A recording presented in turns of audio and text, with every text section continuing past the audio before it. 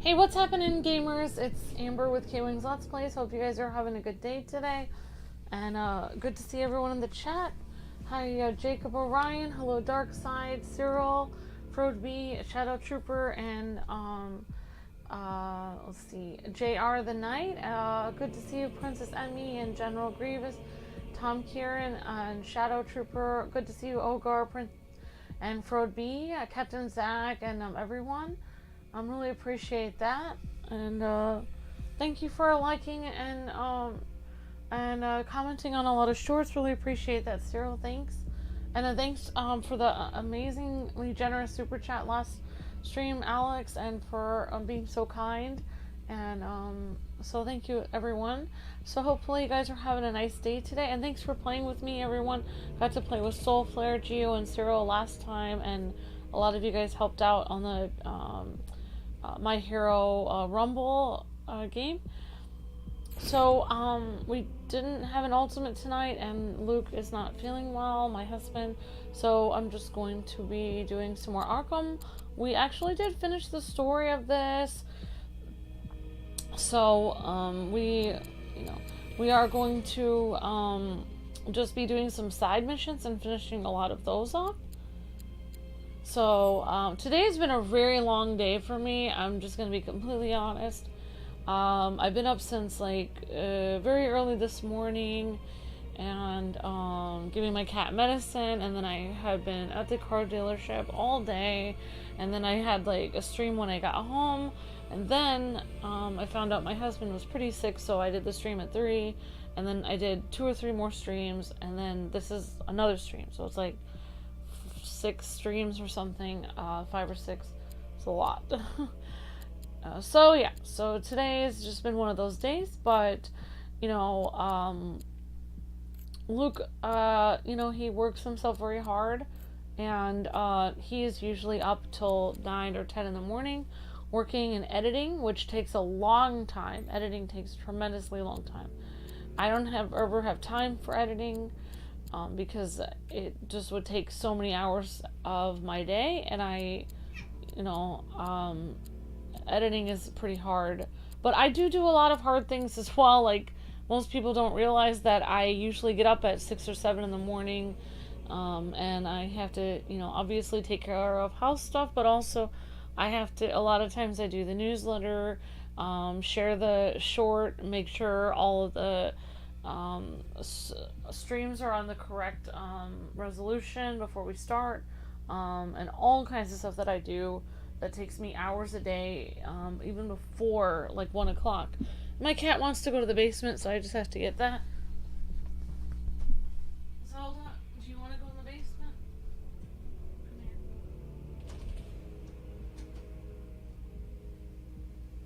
Alright, see ya.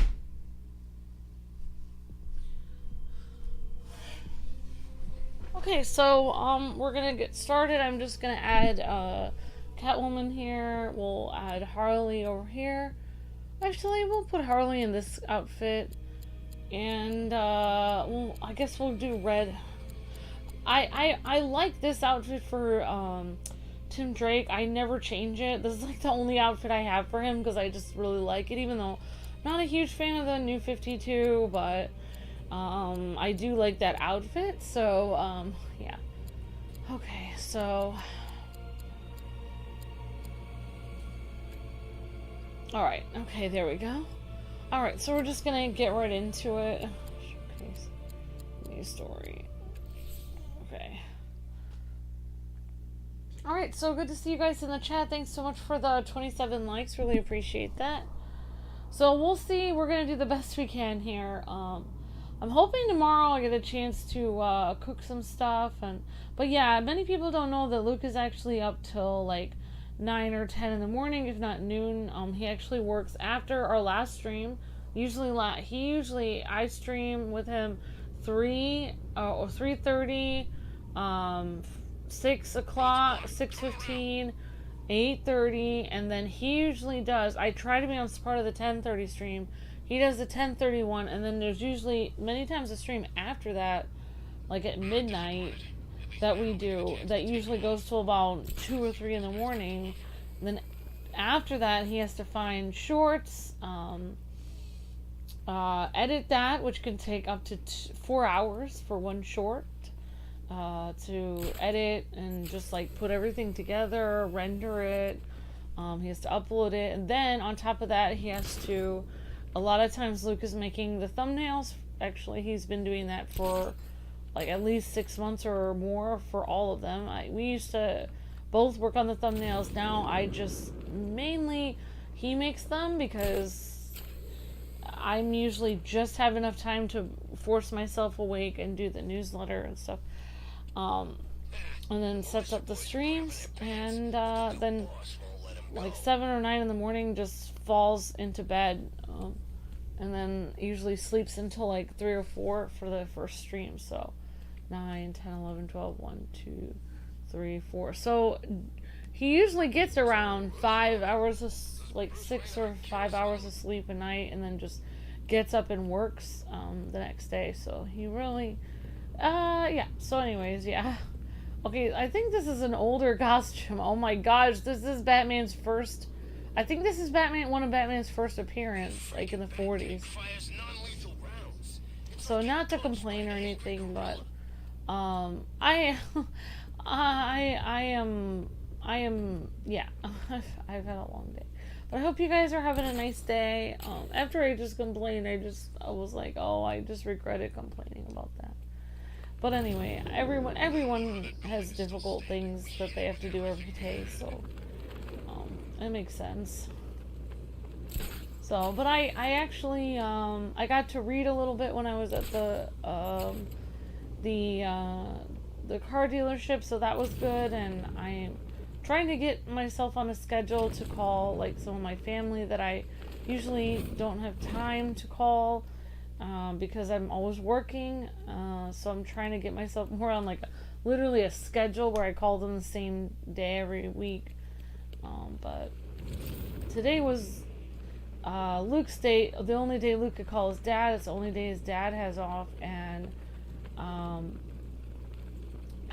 he couldn't really call him because he can't really talk. Luke could not talk at all today. His throat was completely messed up. So I had a lot of weird. I had the weirdest comment I've ever had in my life. Well, probably not the weirdest comment, but usually, like, I get, like, most of the time, like, not to, like, address, like, you know, people, but, like, the mean people on the internet are always saying, like, because I'm very shy. It's funny, I was just talking about this like in another stream, that I'm very shy. Luke is very, you know, very confident. His voice is very resonant. And the main comment I always get is like, oh, he's talking over her because I have a very quiet voice and I don't really like to talk a lot. So, I'm very shy. So, people always say that. But today, because Luke wasn't talking very much, got this crazy person that I've never seen before. Hopefully they're not here. No, they're not. Saying that I was talking over him when literally he wasn't talking at all. He couldn't talk. He didn't have, you know. So yeah, it just got into this weird, very weird thing. Like, and Luke couldn't even really explain himself because he could barely speak. So it was just like. I just talked to Luke about it right now before he went to sleep, and he's like, so a guy said that you were like talking over me because I literally couldn't speak. I literally couldn't talk. So he was saying like that you were being dominant because I couldn't talk.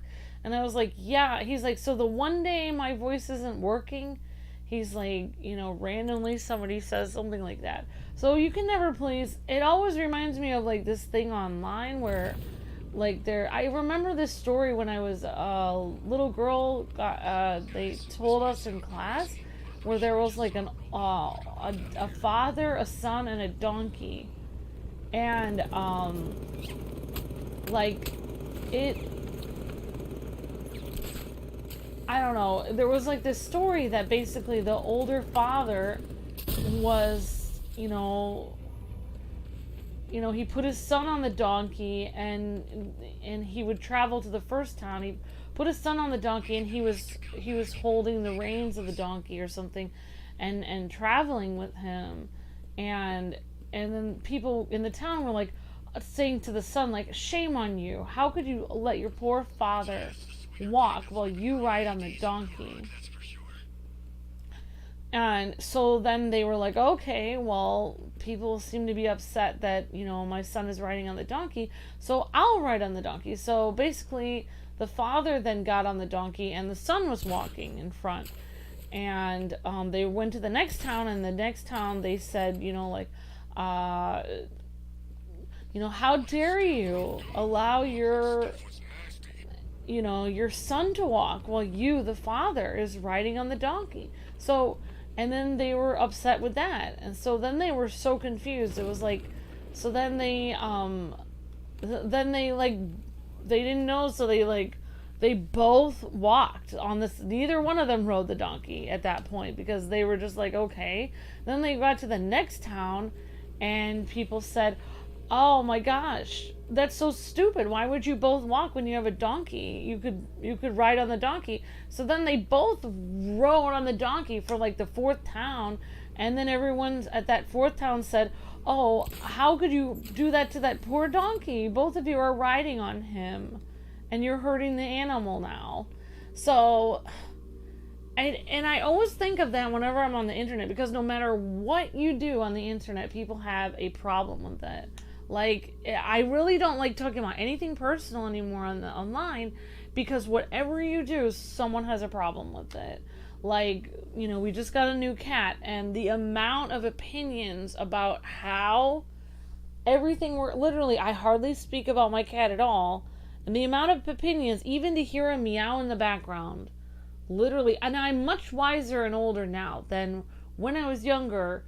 I would get very offended because someone would be like, I would hear, like, my cat would just literally be meowing and saying hello to me, and someone in the chat would say, you must be hurting your cat's meowing. It's like, my cat is saying hello and literally purring on my lap and saying how happy they are to be around me.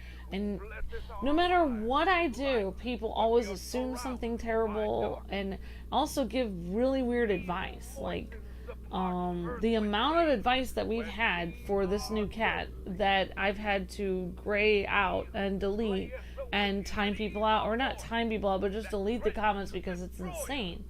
Like, people saying, like, oh, your cat isn't doing everything you want. Why don't you beat your cat so that they know? It's like, what in the world is wrong with you? Or, it's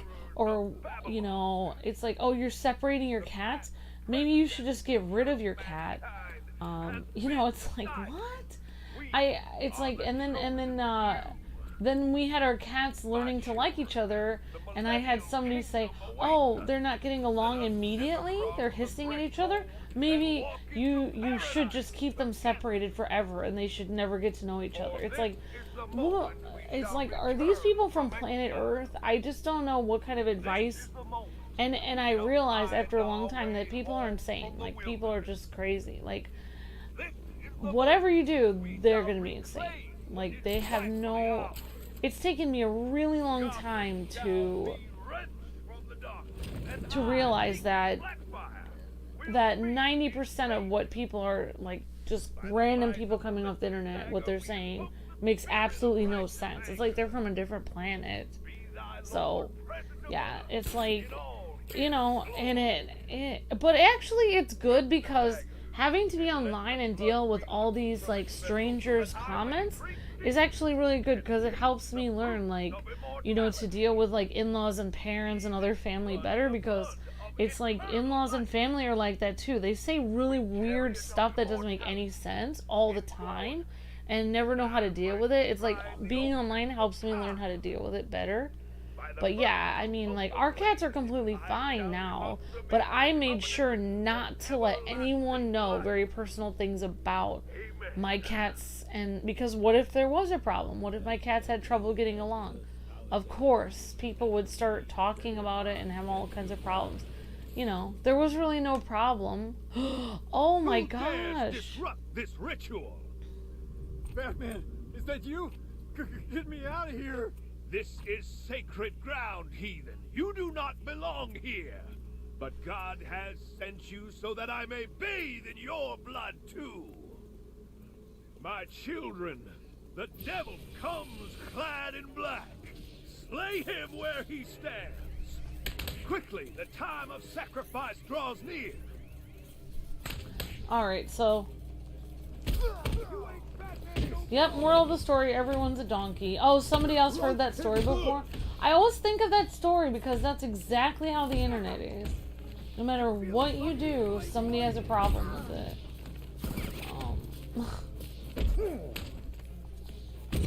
You crazy bastard! I mean, that's a huge reason why it's difficult for me to talk to family, because, you know, I'm trying to talk to my family more often after, you know, there was a lot of difficulty where they actually, I don't want to get into it actually, but I'm probably going to end up not getting this time limit. But basically, I'm trying to talk to them every week because they never reach out to me. So we'll try to talk to them every week, but today I had unsolicited advice from a family member, and I never do that. I never give somebody advice on their life or tell them what I think they should do with their life. It's none of my business, but people think that they can do it for me. I don't understand why people do that. It's extremely rude. But...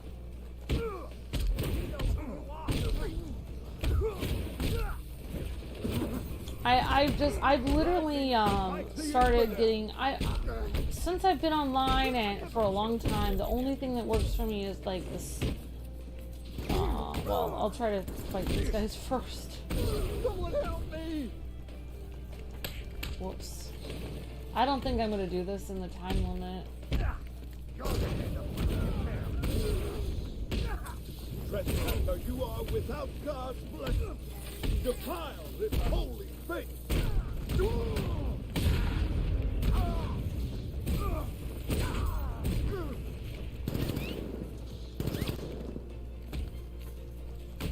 Kill him, my children. Slay the infidel.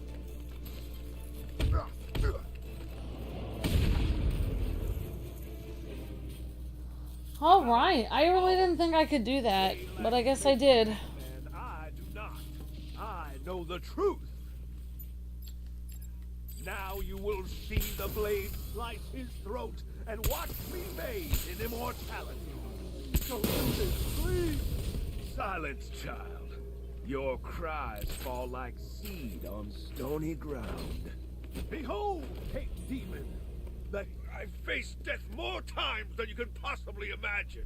I'll still be here when you're dead and gone, Batman. Gotham will be mine. Spare me this sermon. What took you? I'm kidding. Looks like I got my story.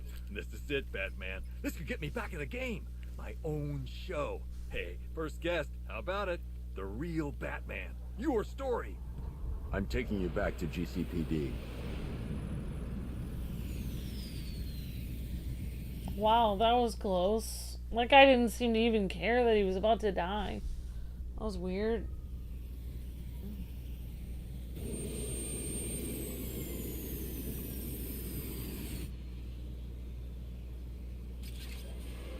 You're stepping into my church now, Deacon. Look around you, Batman. Look at what you seek to protect. Gotham is fallen. Why are you still fighting? This is over. I say when it's over, Blackfire. Take him down to the cells. Hey, don't look too pleased to see me, officer. I won't.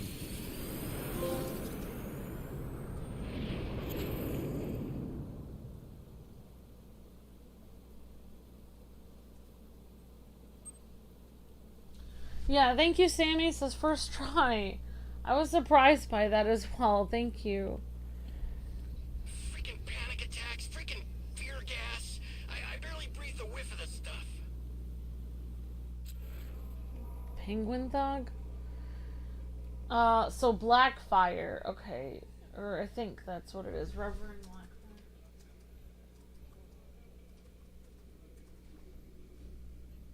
Yeah, I find these, I guess They have a lot of this in games where they had that in Resident Evil and all kinds of different games where they have like a nondescript religious character.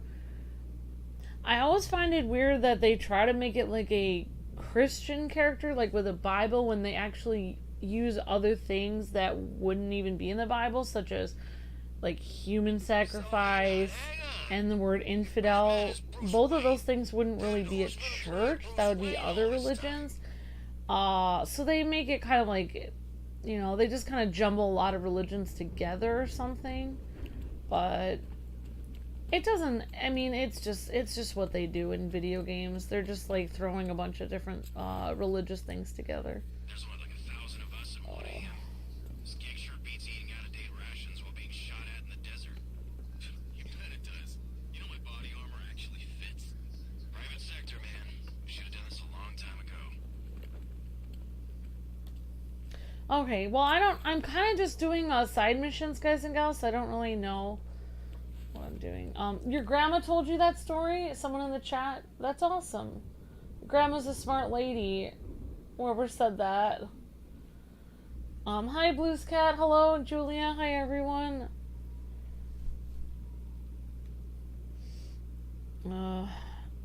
Hi, Link, you can come up here. It's okay, Link. Alright, there's a most wanted Riddler location.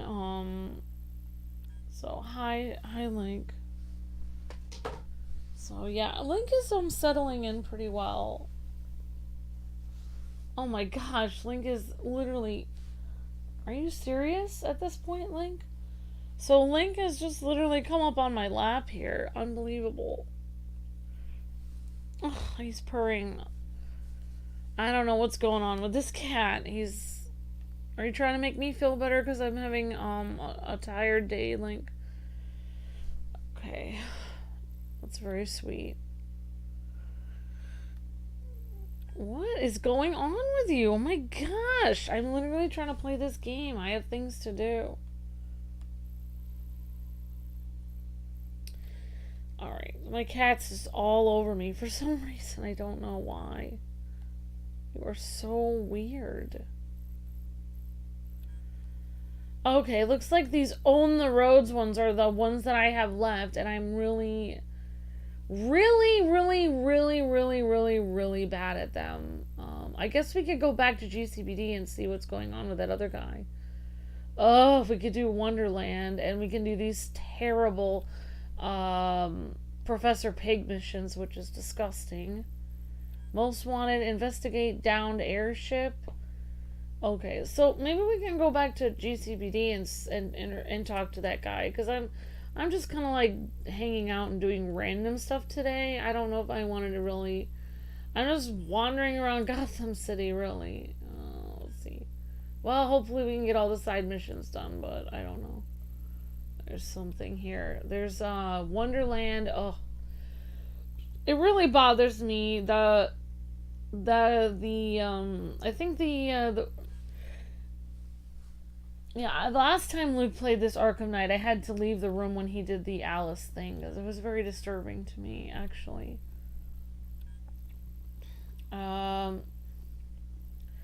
Link, what is going on with you? What is going on with you, Link? Okay, so... Link. Okay. Alright. I kind of forgot where GCPD is. Oh my gosh.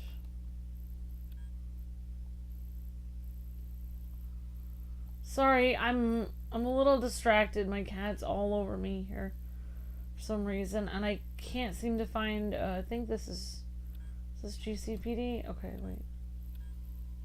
No, that's the Pinckney Orphanage. That's Wayne Tower. I don't know where GCPD is. I completely lost it.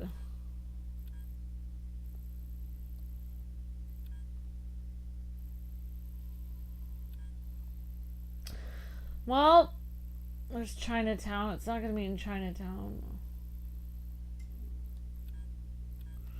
Alright. This is Panessa Studios. Why doesn't it say GCPD somewhere?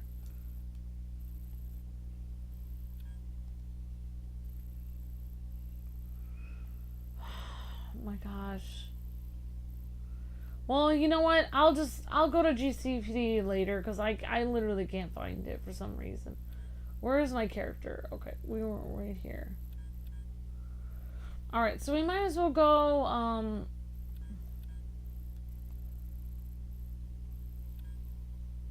guess we'll do this Riddler thing. I don't know. Alright, I guess we'll do the Riddler thing. Oh wow, I think I chose the wrong Batman suit. I mean, I didn't choose the wrong one, but I do look pretty weird as the first Batman. I guess we'll try this Riddler thing. I don't really know how this is gonna work out. You are on GCPD right now? Look, I told you 3 times. The Joker guy's dead. Now would you shut up? We're on patrol. Okay. Alright, I'm on top of GCPD, that's why I can't find it. Wow. Alright, thank you. Alright, so we're literally on GCPD. Oh, it says it right here! Oh my gosh. Alright, so let's...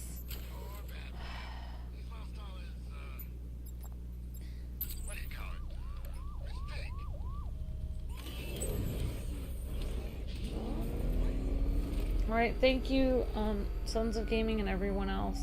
Yeah, that's a good story though, the one with the donkey, because it really explains why you really cannot please everyone. No matter what you do, somebody says something about what you're doing.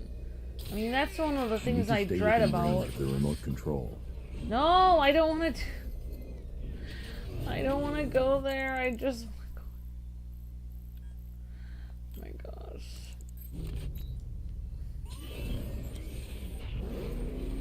Alright, I just want to talk to the people in Gotham City. Okay, my cat's so distracting. So, Luke is correct about me not liking, I don't like waiting for things, and I also don't like people distracting me.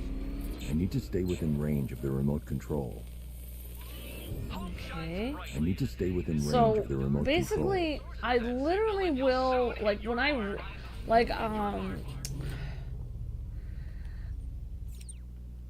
where is the stupid car? Okay.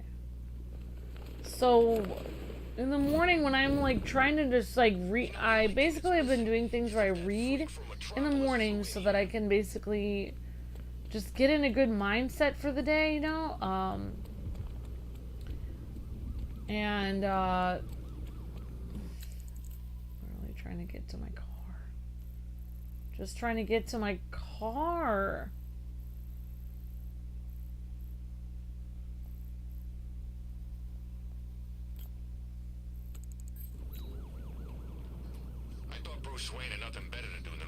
So anyways, when I read in the morning and I'm trying to get in a nice mindset before I do go about my day, and who knows what's gonna happen to me in my day,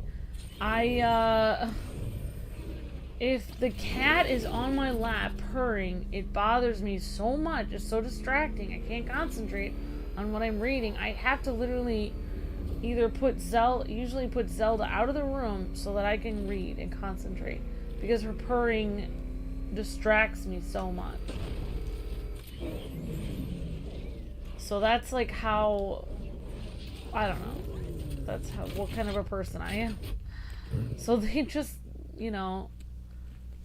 I put my cat out of the room and I close the door and I just read in there. So right now my cat is distracting me. Link, not Zelda this time, but our new cat Link, distracting me so much.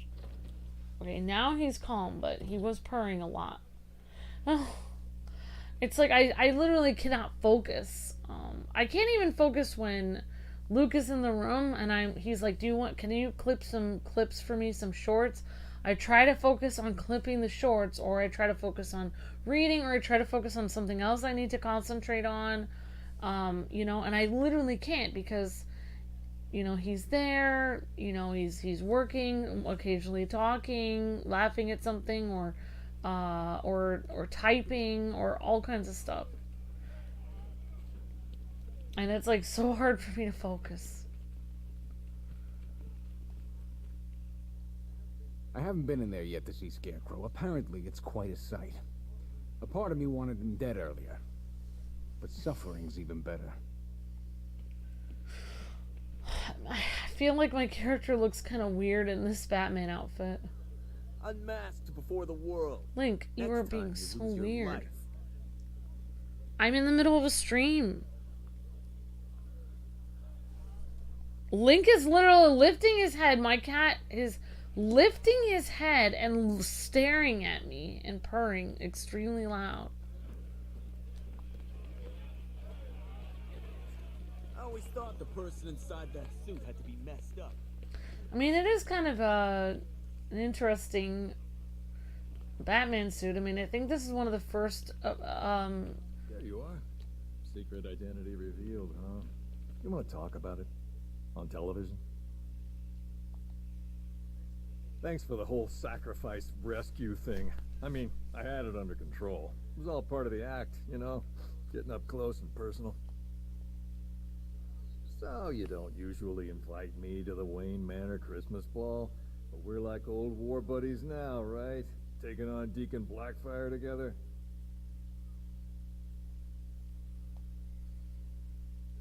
This explains why the rogue reporter I told everyone about in my trial couldn't access your voicemails. Link adores you. Yeah, it is kind of awkward because, like, Zelda just tolerates me. Shadow just kind of tolerated me. I really wanted Tink to love me. I think Tink was my cat, but she did feel more comfortable around Luke. But Link is just all over me. Of course, Link is very affectionate to both of us. Like, he's very... We're used to Russian blues. Russian blue cats will literally just sit there and ignore you. Make you feel like a pile of trash. Like, Russian blue cats are mean. They don't care. I'm not trying to be rude, but they kind of are. A billionaire like you must have a secret island somewhere. You're gonna need it after tonight. Yeah, and I did beat up one of the thugs before. I don't know if it's the one that you guys were talking about. But I did... Oh, no, no, it wasn't a thug. It was a corrupt police officer, I think.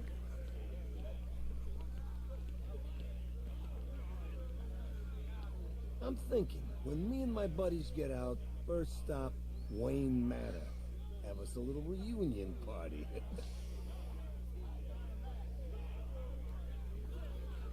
Yeah, I've gone... Luke and I have definitely switched places. Like, I used to be the perky, bubbly, happy one, and Luke used to be the very grumpy person. And we have literally switched places, so... We've literally passed each other by in the hallway and gone into the opposite ends, where I'm much grumpier now, Luke is much bubblier and happier now. And we've become opposites of what we used to be. And yeah. And it is really weird to have a cat just be like fine with just hanging out with me. Maybe he can tell, even though I have a grumpy exterior, I have a good heart, maybe. I don't know. We'll see. Or maybe he just really doesn't care. Joker dies. Now that Batman's unmasked, Gotham's gonna be a different place from now on. Alright, so we'll try to do this. I don't really understand. This is a prisoner holding cells. Okay, and then we'll just do this most wanted Riddler trial. I really don't want to do this Riddler trial, but we're trying to do all the trials, so we're gonna try to do it. Alright, so we talked to Jack after rescuing him from that guy, which actually was pretty easy since some of the other missions, the most wanted, like the Watchtower missions, I think were the hardest things I've had to do. Ah, Detective, you arrived! I thought Catwoman's little predicament might encourage your participation. I realized, you see, that the kind of image-obsessed narcissist who places bat symbols on his hubcaps would never willingly submit himself to the kind of humiliation I have in store. Yet, here you are, Detective. The humiliation is waiting below.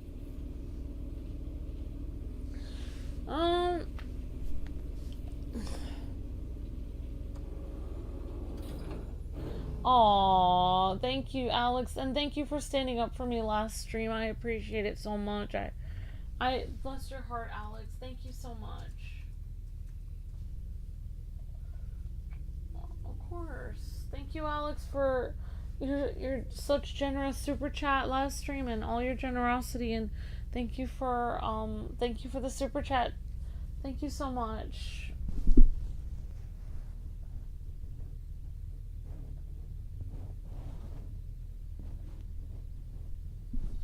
Thank you, everyone. You guys are very kind. Thanks. Yeah, I mean, maybe his owner last time was not nice. I mean, whatever owner Link had last time stuck him outside in the rain for a whole day. Maybe they didn't mean to, but I don't know. I mean, I'm glad that I mean, I don't know. I was just very annoyed, like, by I was on the phone with a family member today, and, like, you know, I was telling them, oh yeah, I'm just going up to check on Luke because, you know, Luke's not feeling well. You are staring, with stupefied incomprehension, at a mechanism I have calibrated to respond to an extremely precise radar pulse. In a moment, I will give you the decrypted code, Dark Knight. Oh, but first, I think we should run through the ground rules for tonight's festivities. Rule the first. You will address me at all times as Riddler, the Riddler, or Mr. Nigma, sir. Otherwise, Detective, I expect your patented brand of churlish silence. Rule the second. All gauntlets, cowl-integrated microphones, and other communications devices, bat-themed or otherwise, are to be switched off prior to the start of the test. Should you be caught using any of these, you will be expelled from the course. Rule the third. The use of purpose-built riddle-solving equipment is strictly prohibited. I am familiar with the contents of your utility belt, Detective, and I will be evaluating any sudden additions over the course of this evening most suspiciously. Rule the fourth. In the event of fire or flood, I will be on hand to guide you to the nearest emergency exit. Assuming, that is, you are not too proud to follow my advice. In that eventuality, we will consider your stubbornly prideful suicide an admission of defeat. Rule the fifth. Do not ask for clues. Rule the sixth. Should I, in my exasperation, choose to provide you with a clue, hint, obliquely meaningful insult, or any other form of assistance, you will not ask for further elucidation, but instead thank me for my kind generosity, whilst adhering to the forms of address outlined in the very first rule. Right. Rule the seventh. What? How did you solve tonight's very first riddle? Well done. Okay, he was gonna keep going with those rules forever, I guess. You must complete 3 circuits of this gauntlet, finishing each before the time limit expires. Come now, No point getting out. Riddler's Let's plan put that involves the car. Ego-mobile to the test.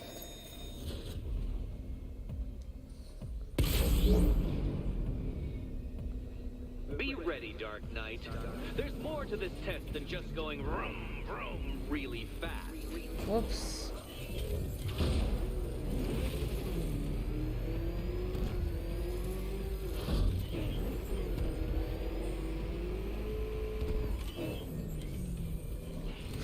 Oh no!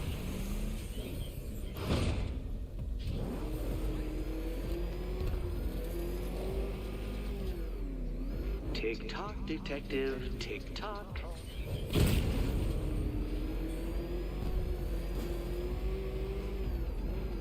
I remember Luke hating these Riddler things. I literally forgot what I was gonna say before I started doing this Riddler trial.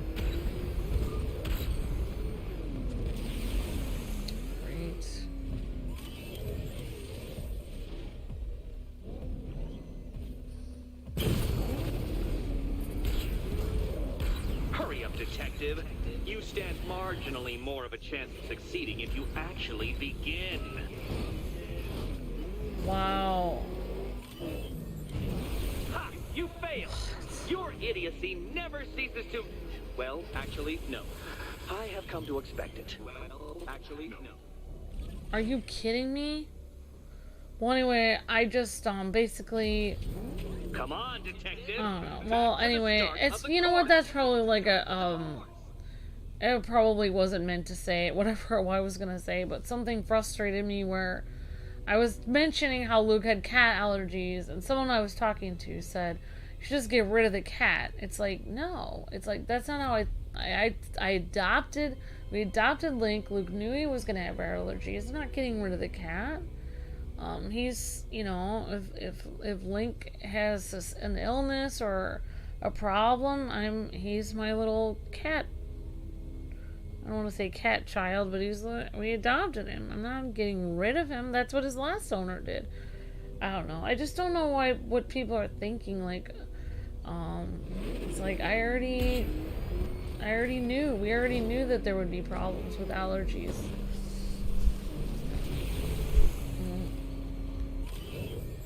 Alright. Let's see. Whoops. I don't know why every time I do that, it...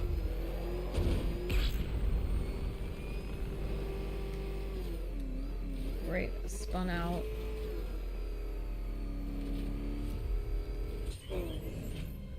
Okay.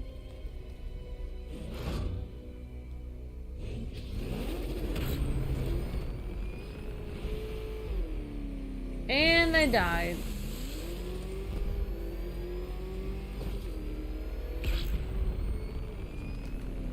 Oh.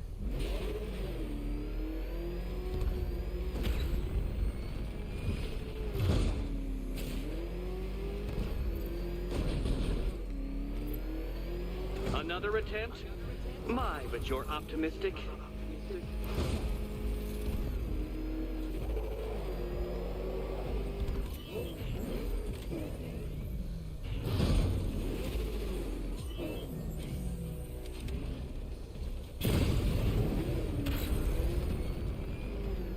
Faster, Dark Knight. You must heed along like the electrical signals in my supercharged brain. Oh, this is kind of annoying.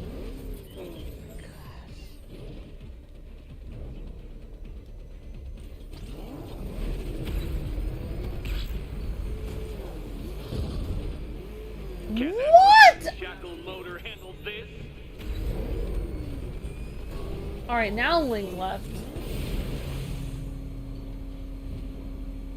You figured it out. Thanks, Garrett.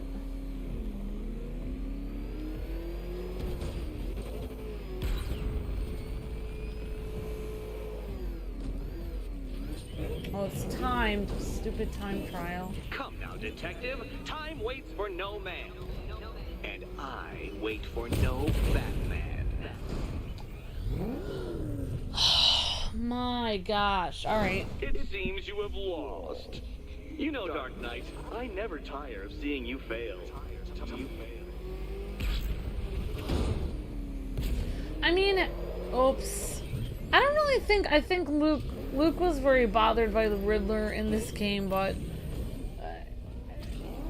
Would you like another attempt at that lap?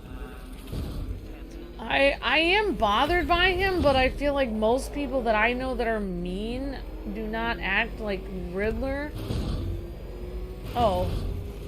They act like, Faster, Batman, faster! Tortoise and hare-based allegorical narratives hold no they wouldn't, truth like, here. be outrightly mean like that. They would just, you know... They would say it in, like, a way that... Katana sharp Oh, mental darn acuity, near instant reaction time. Oh, gosh. Are you kidding me? Why am I almost stopped at this point? Okay.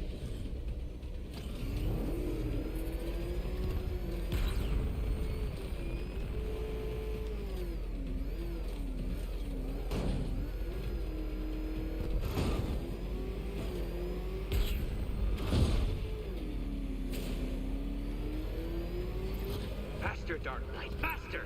Can those flickering, faltering synapses keep up with my automatically adjusting course? Some people would be this I'm mean. disabling the afterburner's failsafe. I need the extra speed. I think Luke had teachers that were like this in school. Thankfully, I didn't have teachers that were like openly rude to me in this way, but you know, Luke had ADD, so, or has ADD. I hardly ever bring up Luke's. I mean, oh wow, that's weird. So it's a different. Dark Knight, you're not failing properly. At least try and head the correct way. Oh my gosh, are you kidding me? I'm shocked, Dark Knight. Is that really as fast as it goes? Okay. Wow. Dark Knight, don't waste my time. It's several times more precious than yours.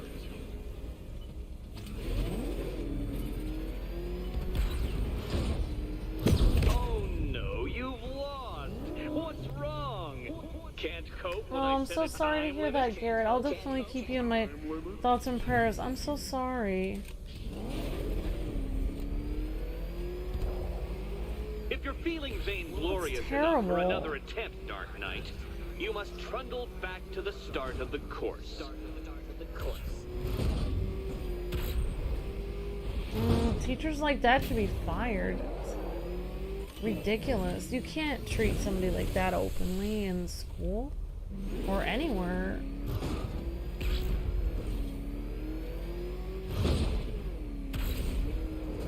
I'm not good at this. I'm not gonna be able to do this.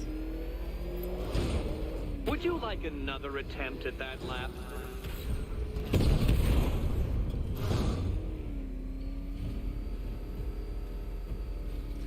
I would say, how about we play a different game? Can you be quiet for 1 minute? Says Shadow Trooper. Oh yeah, the quiet game. That's terrible. I'm so sorry, Garrett. Don't make me come down there and show you how it's done.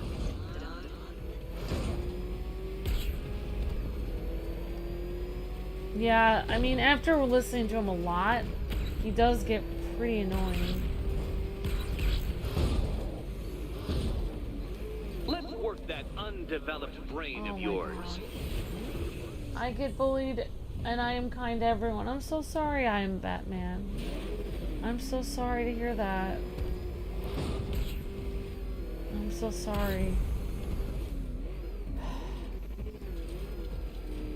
Come now, detective. Time waits for no man. And I wait for no Batman. Once more onto the track, Dark Knight. Once more!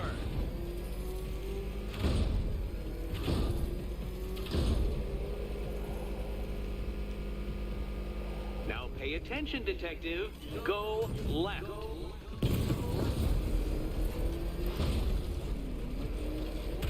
Oh, detective, what's that I hear? Is it time's winged chariot hurrying near? Oh, your wife did this trial, Chad? Oh, wow. Val did this? Oh my gosh. Pretty cool that...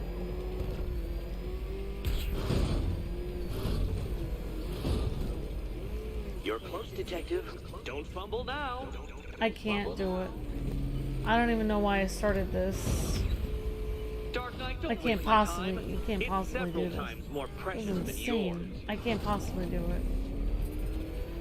You seem to have lost. Something wrong.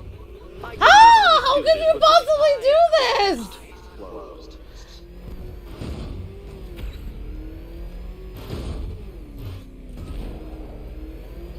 What? By all means, fail as much as you like. Aren't things clearer now that that insane clown has been disposed of? Now you know who your real nemesis is. Oh my gosh. I am... Now I can see why people hate the Riddler so much. Oh gosh, and I'm all over the place. Or if you prefer, that Roman knockoff Mercury. No! If you can't understand the intellectual virtues of completing this trial, Batman, I'm not going to explain them to you. Come now, detective. Time waits for no man. And I wait for no Batman. You appear to have lost.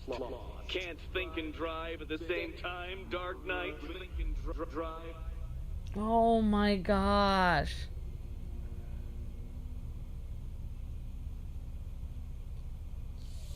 Wow. This is insane.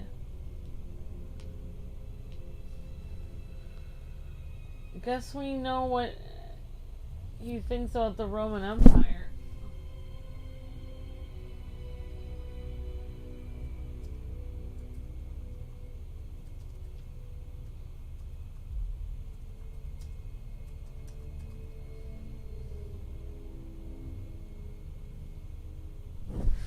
Your wife learned 6 different curse words in this trial. Oh my gosh, Chad. Well, hopefully I don't learn any.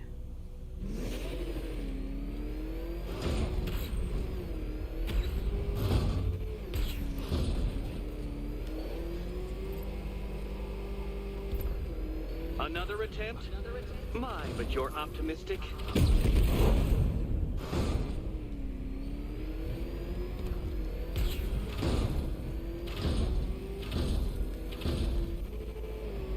It's too hard. There's no way I can do this.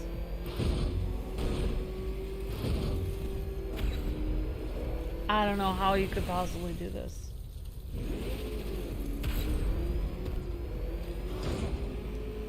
How could anyone do this? It's impossible. I can't possibly do this. Turn around, you dark knucklehead.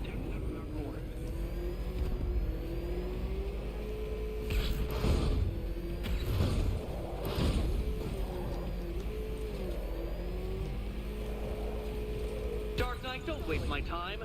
It's several times more precious than yours.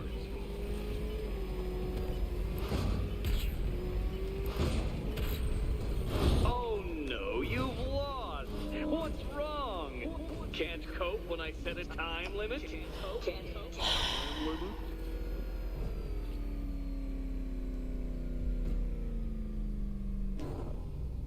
Wow. I'm so sorry, Alex. That's terrible. I'm so sorry. Oh, I just killed myself. Laugh again. I'm so sorry that happened to you, Alex. And I'm so sorry for anyone who got bullied in school. Do you even know what a racing line is?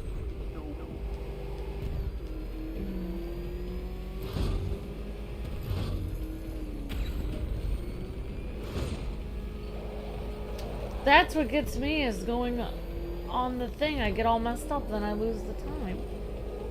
Oh, gosh.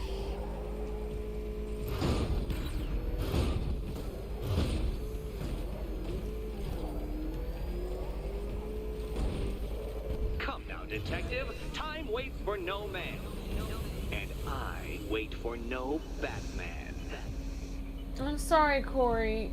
I'm so sorry that happened to you, Corey. You seem to I'm have so lost. sorry. Something wrong. Yeah, that's what Luke got I bullied could for, his literally do this with my ADD as well, eyes Corey. closed.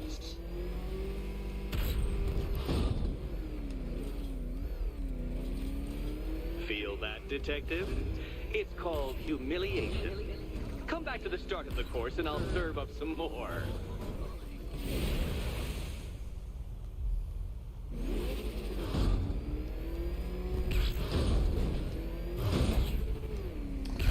How am I supposed to do this? Oh my gosh.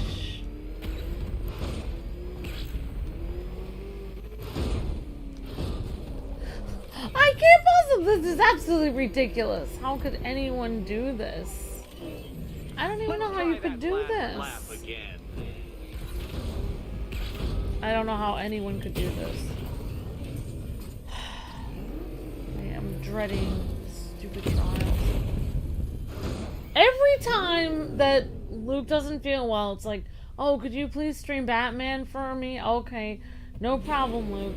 I'm sure I'll just have an easy night of wandering through Gotham. Does Riddler Trials.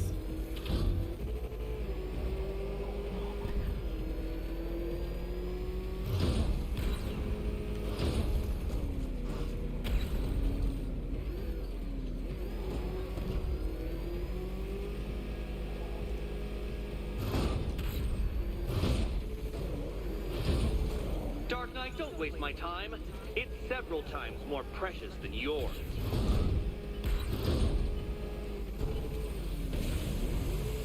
Plot twist. Luke is really feeling fine and just wanted me to do the Riddler Trials. Detective, a trained monkey could complete this course. Assuming I had trained him naturally. It's possible, Sons of Gaming. I wouldn't put it. He's probably like laughing at me.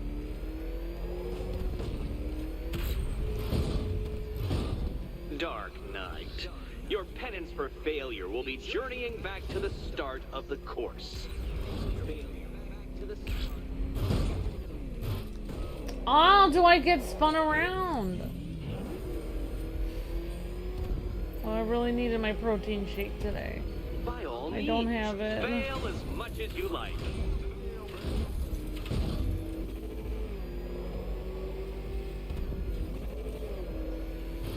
I might need some coffee.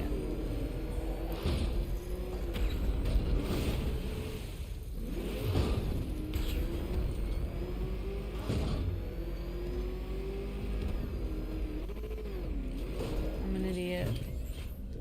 I might need some coffee. All I have is water here. How am I gonna do this with water? Might need something stronger.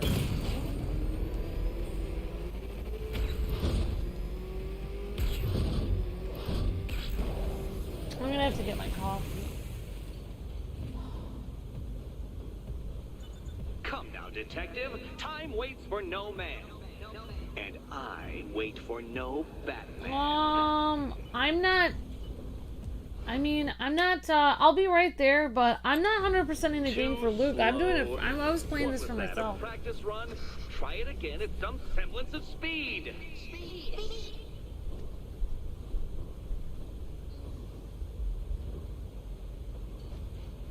Feel that, detective?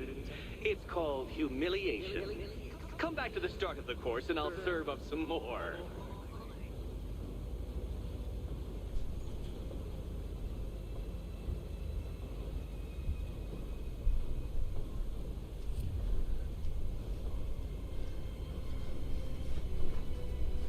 Yeah, no, I know, I mean, I know what you're saying, Zombie, 055. I mean, Luke didn't even think I would, actually do it anymore, because I already finished, I already finished the story, so he probably thought I would move on to another game anyway. But I'm trying to finish up. I'm trying to do this for myself, like, trying to see if I can, because I feel like the story's not done for me, you know? So, yeah, no, I'm trying to figure out, I'm just pushing myself to try to figure it out. Because, I mean, as long as I stream something, you know.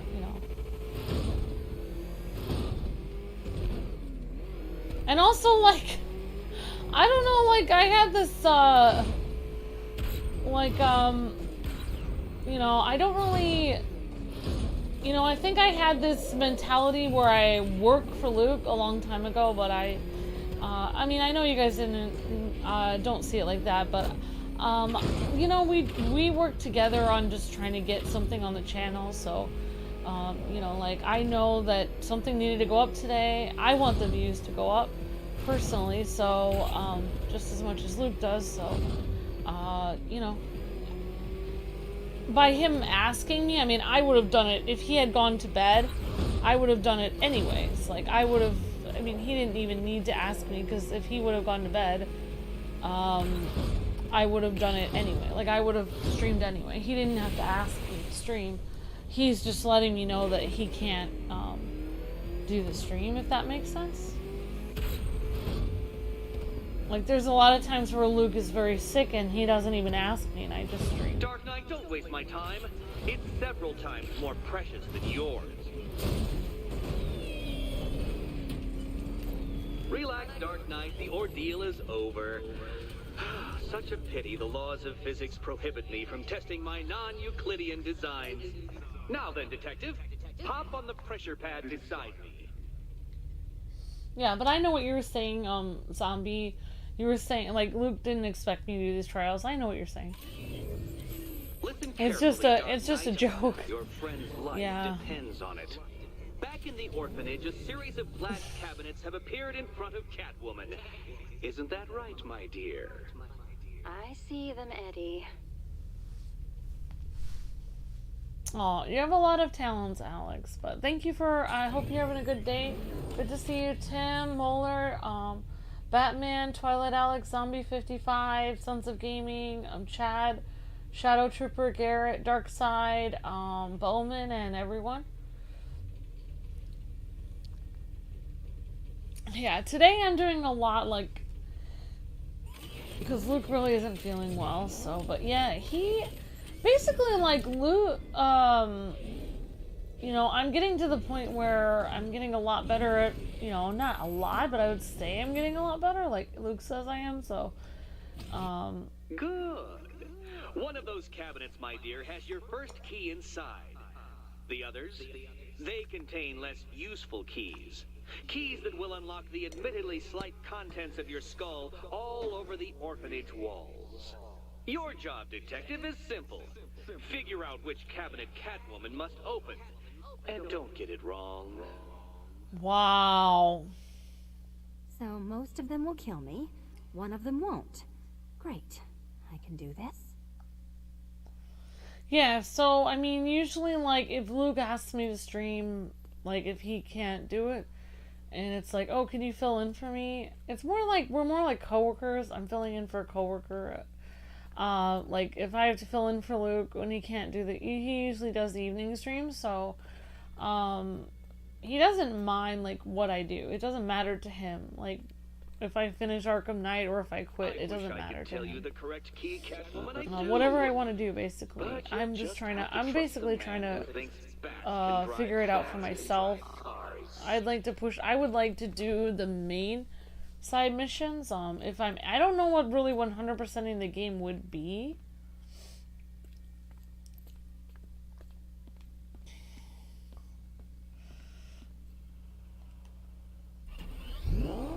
Alright, so... Do you think he's smart enough, Cat?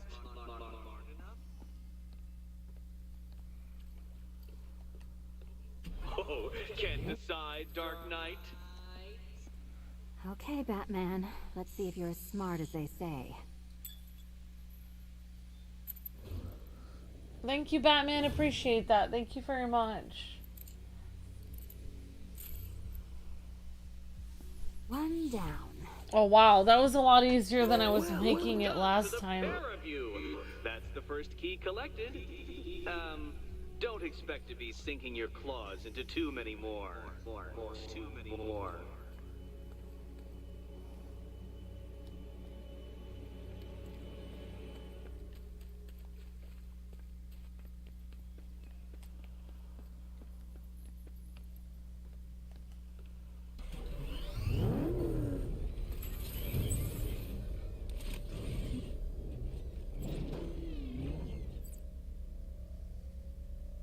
Alright, so that was the Riddler race thing.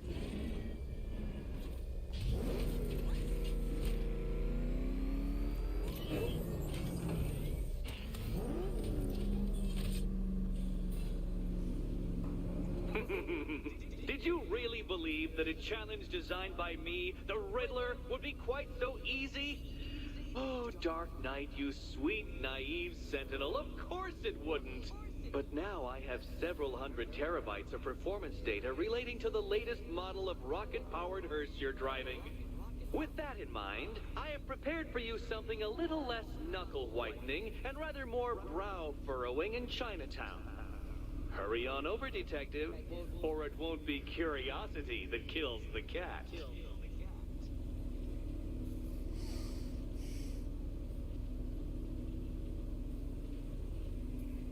Yeah, I know there's a... Yeah, I think Luke... Yeah, I am, you know...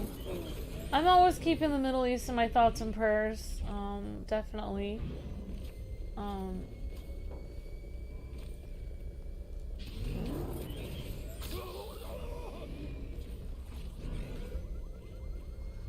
I don't get it. What's in it for Wayne? Is that car tank? I didn't really catch what Riddler was saying, so I have to go to the next Riddler mission?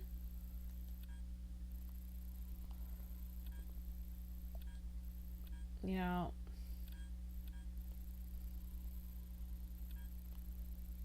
Okay, let's see the missions here. Tax deductible or something?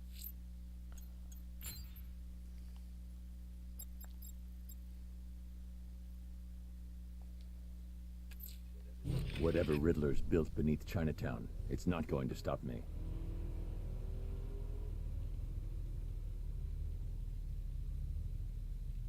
Oh, you made the mistake for going for 240%? Oh, wow, zombie.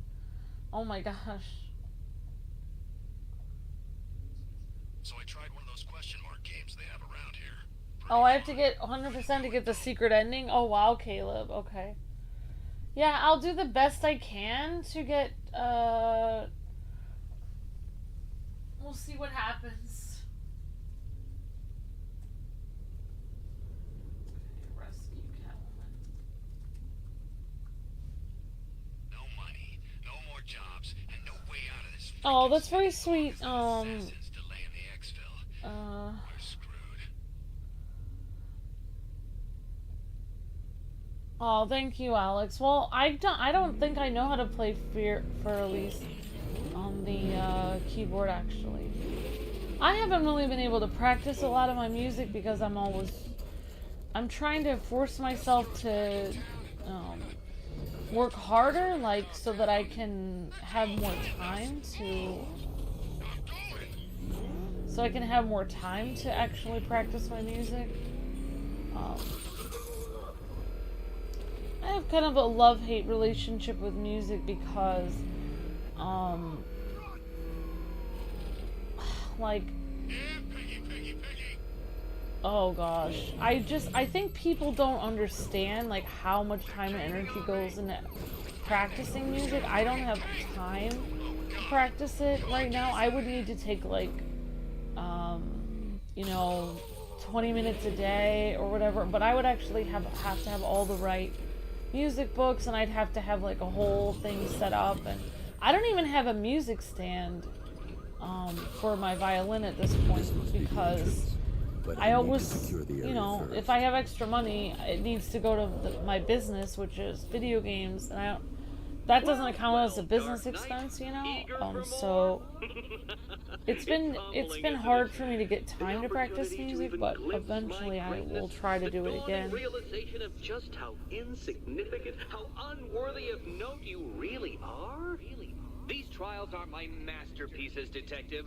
When I have defeated you, they will become monuments to my genius, testaments to your stupidity. Crowds of school children will pack themselves in this elevator, eager to see for themselves the place where the Dark Knight was defeated. They won't understand a thing, of course, but they'll come.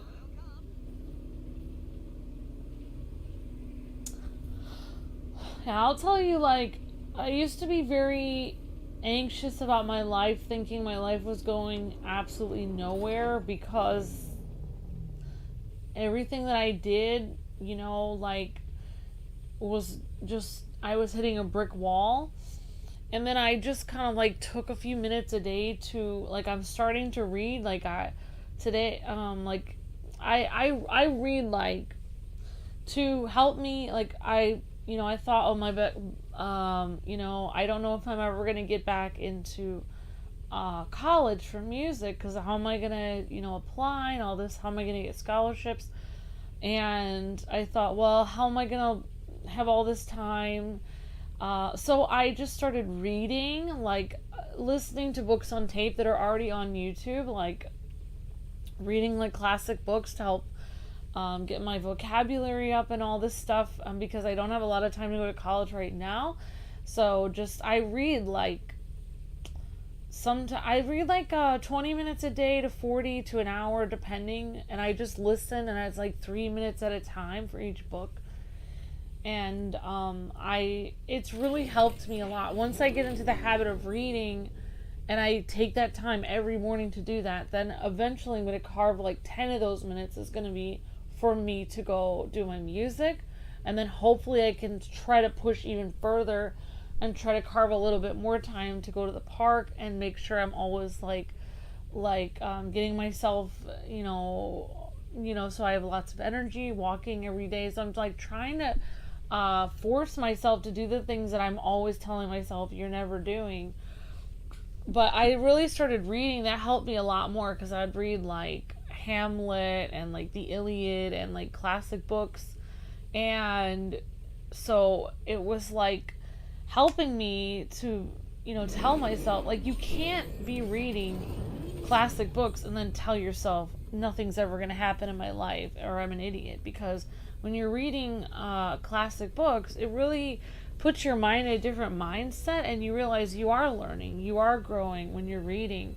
It really helps you to realize my life is going somewhere, because every book you finish, you've learned something, you've increased your vocabulary, everything. So that's what I do. I just listen to that's the one thing I have. Like, I was gonna get rid of it. That's the only thing I have is like I get the YouTube premium.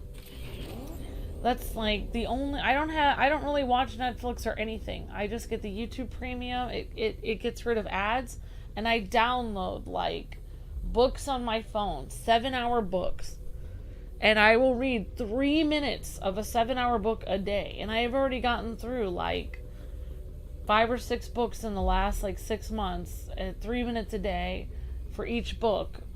And it seems like it will never get through the book, but I'm literally getting through a lot of books, because 3 minutes a day, you'll eventually get through them. And I also am reading like Hans Christian Andersen fairy tales and a bunch of other things. Also, like, a great thing to read is like poetry. Like, I started reading, there's a great compilation of poetry on YouTube, romantic poems. I really like Robert Burns poems, and some other things. So I started reading, like, I started listing like, okay, 3 or 4 classic books that I've always heard of that people know. I'll just start reading them 3 minutes a day. I'm reading a 7-hour thing of Sherlock Holmes, like all of his adventures, and I have it on my list. I don't read 3 minutes a day, but I do read 3 minutes of that a week. And then on other days I read different books. And it has literally changed my life, because instead of me thinking my life is going nowhere, I'm literally increasing my vocabulary every day. And then on top of that, so if you ever want to practice something like piano or something like that, or anything, you can just do like 3 minutes a day. Because 10 minutes, sometimes you don't even have 10 minutes. I don't have 10 minutes. I have so much things to do. I literally have no time. From the minute I wake up to the minute I go to sleep, I'm busy. I have 3 minutes though, and that's what I do, because life is hard. Sometimes you have so many things to do. It's like it's a pain, like, especially with like disabilities, or you have so many things you have to do. You have to you have to let your home healthcare worker into the house, then you have to talk to this person, you have to call this person, you have to make sure everything is set with this person over here. By the time everything is done, there's literally 3 minutes left. So that's literally where I'm at, where it's like I have 3 minutes a day, and I'm starting with that, because 3 minutes a day is better than 0 minutes a day. So that's literally what I've been doing. And the first time I told people about it, they kind of laughed at me, everyone that I've told that has laughed at me. But literally, I've gotten through 3 or 4 Agatha Christie books. I am almost done reading Hamlet. I'm like 5 or 6 chapters into The Hobbit. I've been reading 3 minutes a day on like all these different books. I'm almost done with Treasure Island, which is like a 7-hour book. And I've been doing this for like 8 months, 3 minutes a day on, I read like 10 or 12 different books at 3 minutes a day. I'm like part way through each one. And it's really helping me a lot, actually. Most people probably wouldn't work for them. Every time I tell people, they're like, well, how do you remember everything? It's like, well, my mind doesn't work like the way everyone else's does. I remember it. I can remember where I was. I remember everything. I remember pretty much everything I read. I just don't have time to read. So I remember it. And if I don't remember, I just read it again. Like, I'll read it, get through it 3 minutes at a time. And then, like, for instance, I read through Anne of Green Gables 3 minutes a day until I was done, because that was one of my favorite books. But then I didn't remember everything that I read. So now I'm reading it at leisure. So it's like I got through it. I forced myself through it. Now I'm reading it through a second time. Like when I'm doing the dishes, I'll just put it on randomly. Or when I'm going to bed, I just put it on randomly. And then I have more time to actually listen to it. But anyway, that's just I don't know if that will work for anyone, but that's what I plan on doing for my violin and piano. 3 minutes. 3 minutes. 3 minutes violin, 3 minutes piano. It's better than 0, because how much am I practicing right now? 0. I mean, if I really, and that's actually what I started doing when I started going to the park more, was I actually would drive to the park, which is 2 minutes a day, 2 minutes away, and then walk for 3 minutes. That's how I started doing it, is I started walking for 3 minutes and then getting back in my car and coming home, because 3 minutes is better than 0. And it actually worked really well. It got me to go 10 and 20 and 30. But you don't have to go 10, 20, and 30. You can just stick with 3 until you can move on to something else. But that's just my personal opinion. Like, you know, life is hard, and I feel like life is just, there's no time in the day. Like, there's literally no time. I don't have any time. I run out of time. I just have 0 time. I have no time at all, and I have a million things I want to do in life. I would love to climb Mount Everest. I would love to visit China. I would love to go to Disney World with Luke. I would love to have, you know, I wish I could have like 3 or 4 houses, so I could have a house in New York where his parents live, and have one in California so Luke wouldn't have to go to a hotel there.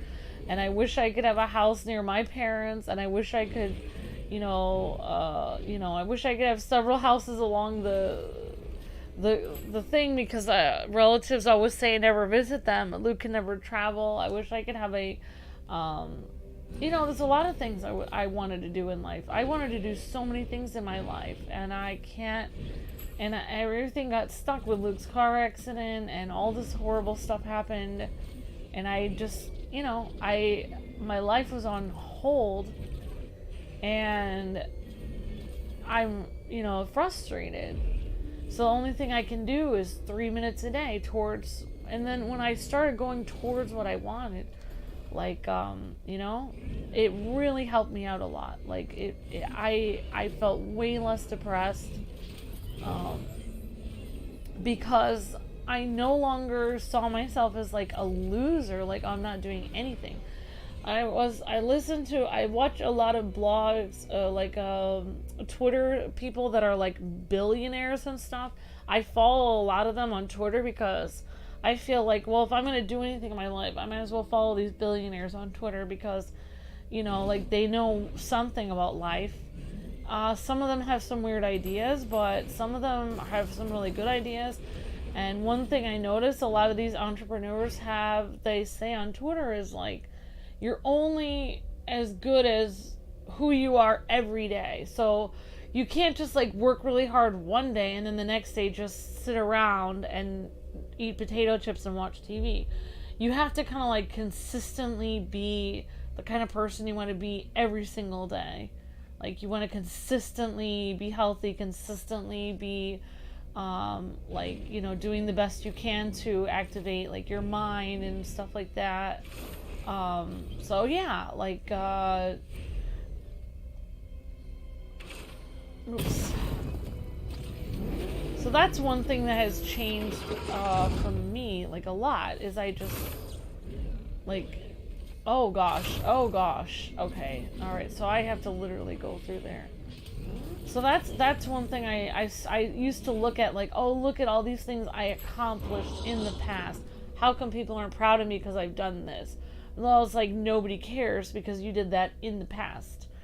And I, like, some people care, but a lot of, like, the mean people in life, people that are narcissists, they're not going to care what you did. Even if you gave them really nice gifts in the past or really kind to them in the past, they don't actually care. It's who you are now. Whatever you're doing now, that's all they care about. The remote Batmobile controls. So, you know, I just started to, you know, look into that, and, I really don't think this is gonna work. Whoa! Oh my gosh. Okay, alright. So yeah, I don't know, that's my thing. 3 minutes a day. If you can't do 10 minutes a day, if you can't do something for 10 minutes a day, do it for 3 minutes a day. That's what I think is, for me, that's my answer to life. Not that it's the answer, but, you know, it does help. It does seem to help me a lot. So that's been helping a lot. And, like, I will, like, you know, yeah, so that, it does seem to help a lot. Why?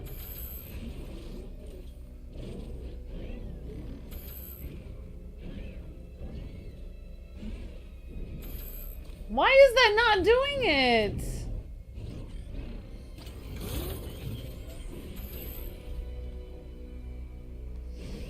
Alright, here goes nothing. Ow! Oh my gosh. Upside down, Dark Knight? Really?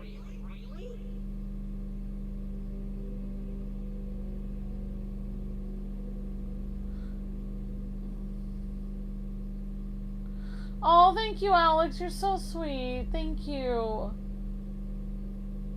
Okay, you're gonna lurk. Okay, zombie.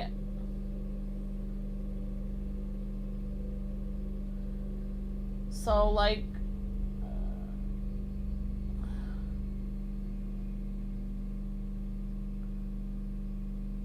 So, yeah, like, some of the things I want to do is, like, for instance, because I mean, just to say some of the things that I am doing lately is to kind of, like, improve my life. Not that it's that big of a huge thing, not that I'm an amazing person or anything, but, like, basically I have because I'm always, everything goes to business expenses. I have no extra funds at all. If I buy, like, I buy paper towels on layaway because I'm just trying to save money for taxes. And once in a while, if I find a $7 music book or something, I'll add that in, and then I'll be, like, on a payment plan to pay off my paper towels. I'm literally getting paper towels on layaway. And it's like, and then I don't feel as bad. Like, once every couple months, I'll get, like, once I get an assortment of music books, then I'm gonna eventually get a music stand to go next to my piano, and then hopefully, eventually, you know, when I live near my family in Illinois or in Indiana, hopefully I will have the pressure off a little bit, and maybe, you know, maybe it'll be cheaper there, and maybe I can actually get some equipment to record or something. But before I record, I actually have to practice. So my thing is, okay, if I want to be a musician and do it seriously, I'm gonna have to practice every single day. So, you know, I'm gonna have to fit my 3 minutes a day into that. So me, I just think of, instead of what I instead of who I am, I think of who I want to be instead. That's basically how I see my life, is like who I want to be instead of who I am. I'm thinking, who do I want to be? Because, it's just, it doesn't matter. It doesn't really matter. It doesn't matter who I am, Like, that doesn't really matter. It's who I'm going to be that matters. Because, if we all looked at who people thought we were and stuff like that, then none of us would ever, I just feel like none of us would ever accomplish anything. Oh, darn it. Okay, that didn't work. Because most people kind of look down on everybody else. Like, I feel like they look at, even if you do well in life, most people look at you like, oh, look at them. They think that they're such hot stuff. Like, who do they think they are? I'm literally stuck here.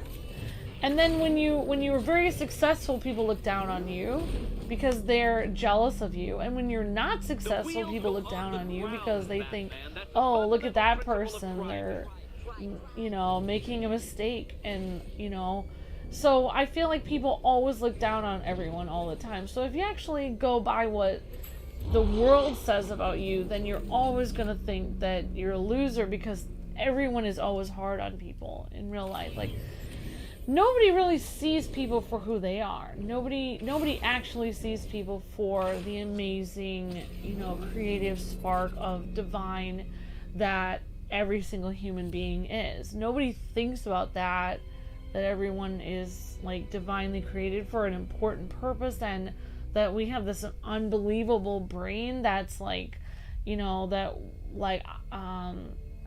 we're all worth like much more than a Tesla vehicle, if not trillions of times more than a spaceship. Our brain, our computer, and our head, and our soul, and our heart is worth much more than anything, any object, or any home or mansion or car or anything. We're all worth much more than a car or a house or a city. Each human individual is worth a tremendous amount and has tremendous potential. We have the potential to do anything. So, nobody looks at people like that. Nobody looks at people for their potential or what they were created to be or what is possible.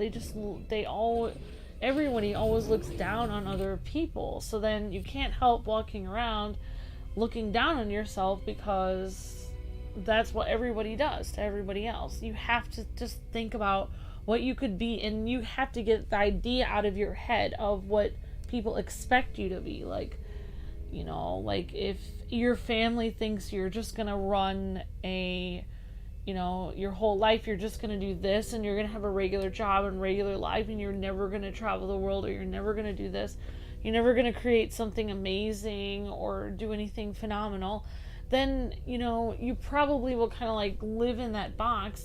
You should take time every day to imagine what you would do if you could do anything, what you would love to do, and just like think of and imagine it in your mind and dream. I think like people need to take time to dream about things, and then you need to take like a little bit of time every day to work a little bit towards it.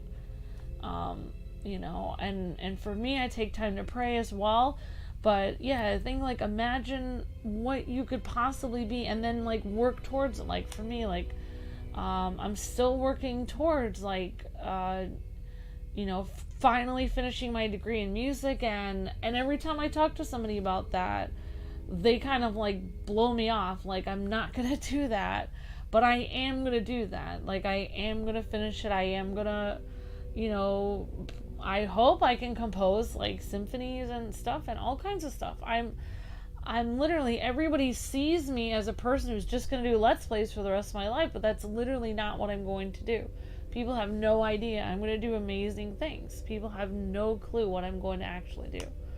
And like, yeah, and you're going to do amazing things too, Alex. And don't worry about what people think you're going to do or what people imagine that you can do. Just, you imagine what you would love to do, and just think about that. And then just do things towards that. If you would love to play an instrument, just think of an instrument you would really love to play, and then just work towards, you know, setting a few dollars. So for instance, one thing I would really like to do is I saw this really cool violin online someday. I would love to get it. It's like a purple painted violin, and I've always used the same old dowdy violin that I got when I was a child, and I would love to stand out and have this really cool colored violin. So it could, you know, just like just don't, yeah, just do what makes you happy. And you know, you may not want to, like, you know, go crazy and, you know, try to win the lottery and then blow it all in one day or something, but just like, there's time to be practical, and then there's time to dream big and push towards your dreams and live your life, because life is supposed to be amazing and wonderful and awesome, and the possibilities are supposed to be amazing. God didn't create everyone to be miserable and just to work 9 to 5 and to hate their life. God created life to be wonderful and beautiful, and to create music and art and create stories, and to be really good to each other and kind and generous, and to go traveling and to be kind to animals, and, you know, to make amazing things that inspire people. That's what life's supposed to be about. So you wanting to do something else is not bad at all. It's actually exactly, if it's in your heart, then that's what God wants you to do. Alright, I'm gonna try to do this stupid trial now.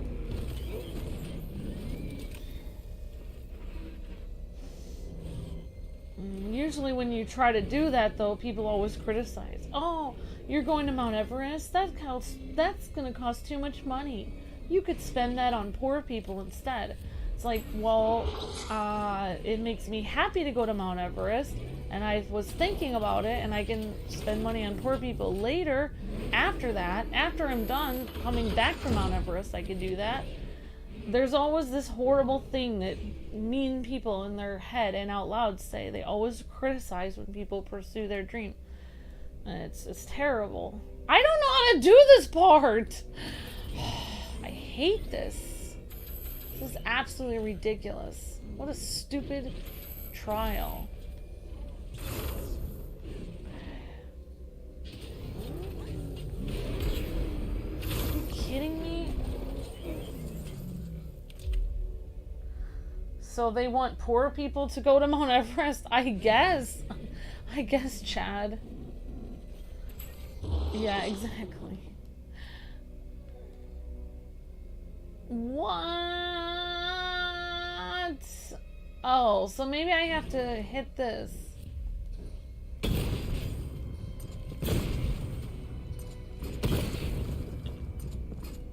Alright, how do I...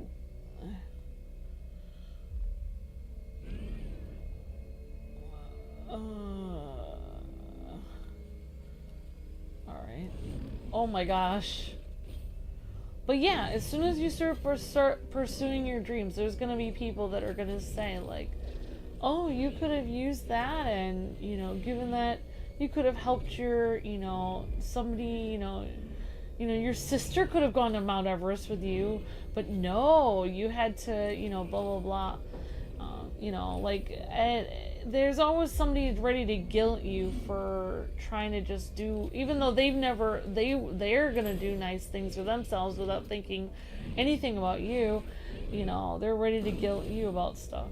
I don't even have a sister, but I'm just saying. But yeah, I mean, that's really how the devil gets you to not do anything good, is that you always feel guilt. It's people in your life that literally, like, say horrible things about, you know, oh, I see, you know, you could have spent that money to help that homeless person, but you had to buy a music book. You know, and it's not like, you know, so that's why, like, as soon as you start trying to do something nice for yourself or whatever, I mean, it's not like you can't also help people as well. But anyways, voices, get out of my head. Alright, but anyway, I literally don't know.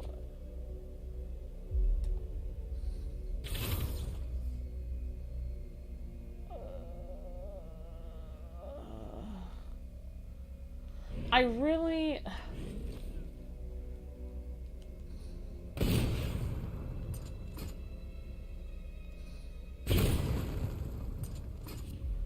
Come on now. Oh, wait a second. Can I get out of here?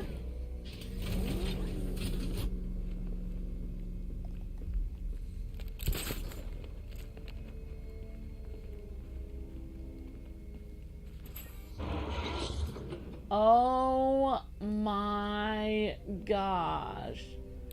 Oh my gosh. Oh my gosh.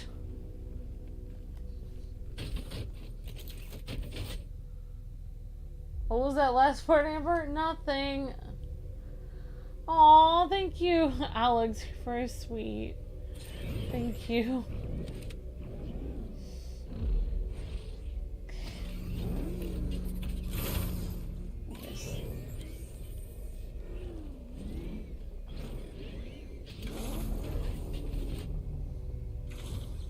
This isn't just a test of intelligence, Dark Knight. It's a test of skill.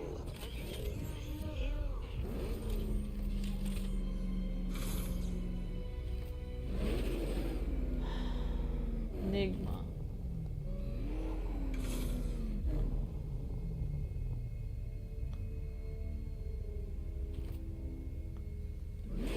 Whoa, whoa, whoa, whoa.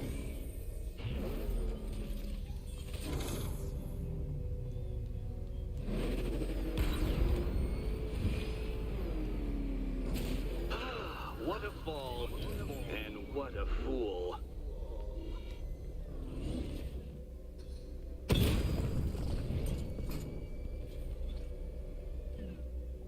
Aww. Oh, that's exactly how I felt. Oh, shooting him, yeah. Oh my gosh. Okay. But yeah, you know, like, it's probably just, you know, like, for people that feel depressed that their life isn't going anywhere, I think that people that don't care about their life, they don't feel that anxiousness and depressed feeling, like, oh my gosh, I could be doing so much right now, and my life is not going anywhere, I'm in a stalemate, and I feel so stressed out and anxious. You know, that's actually a really good sign, because that means that you're very intelligent and you have ambition and you have dreams and you have things that you're creative and things that you want to do. If you weren't creative and you weren't intelligent and didn't have ideas, you wouldn't be feeling stressed. The reason why you feel stressed and anxious is because you have so many great ideas, things that you want to do in life. Surprisingly, a lot of people, you know, when I was stressed out about not getting through college and stuff, and I needed to get back to my family, I needed to go to college, there was people around me like, oh, relax, you know, no big deal, like, everything will be fine. It wasn't fine, you know, and I was correct. I needed to get back, and so in reality, you know, having that fire burning under you, that you need to do something, you know, and you have this one life to live and you want to do something with it, it's a really, really good thing. It can cause severe depression and anxiety if you don't know how to channel it right, you know. Like, that's one thing I learned also about people that are super depressed, thinking they're always bad people. Really, people that are like that, generally, the reason why they're always thinking they're bad people is because they're very conscientious about right and wrong. And there's a lot of people that aren't very conscientious about right and wrong. And they are really bad people, and they do horrible things to people, and they never care. And it took me a really long time to realize that me always thinking I'm a bad person all the time wasn't because I was a bad person, but it was because I was so conscientious about, you know, oh my gosh, did I talk to this person the right way, or should I have, you know, spend more money on this person's gift, or should I have spent more hours, you know, trying to make sure this person felt better, you know, and I realized that, like, you know, you don't have to sit there and beat yourself over the head wondering, like, when all that stuff is coming at you. It's sometimes, like, it's your conscience, you know, like, telling you, oh, gentle reminder, like, oh yeah, you could have done this or this. But I think, like, originally it's your conscience, but when it starts to beat you over the head to the point where, you know, you're feeling depressed, I really think that is when it's beating you over the head to the point where you hate yourself and you think everything you do is wrong, then that's definitely the devil doing that. Because it's just supposed to be a gentle reminder, like, oh, next time, you know, you might want to try this. So, like, just a weird thing, like, not to be weird or anything, but I noticed, like,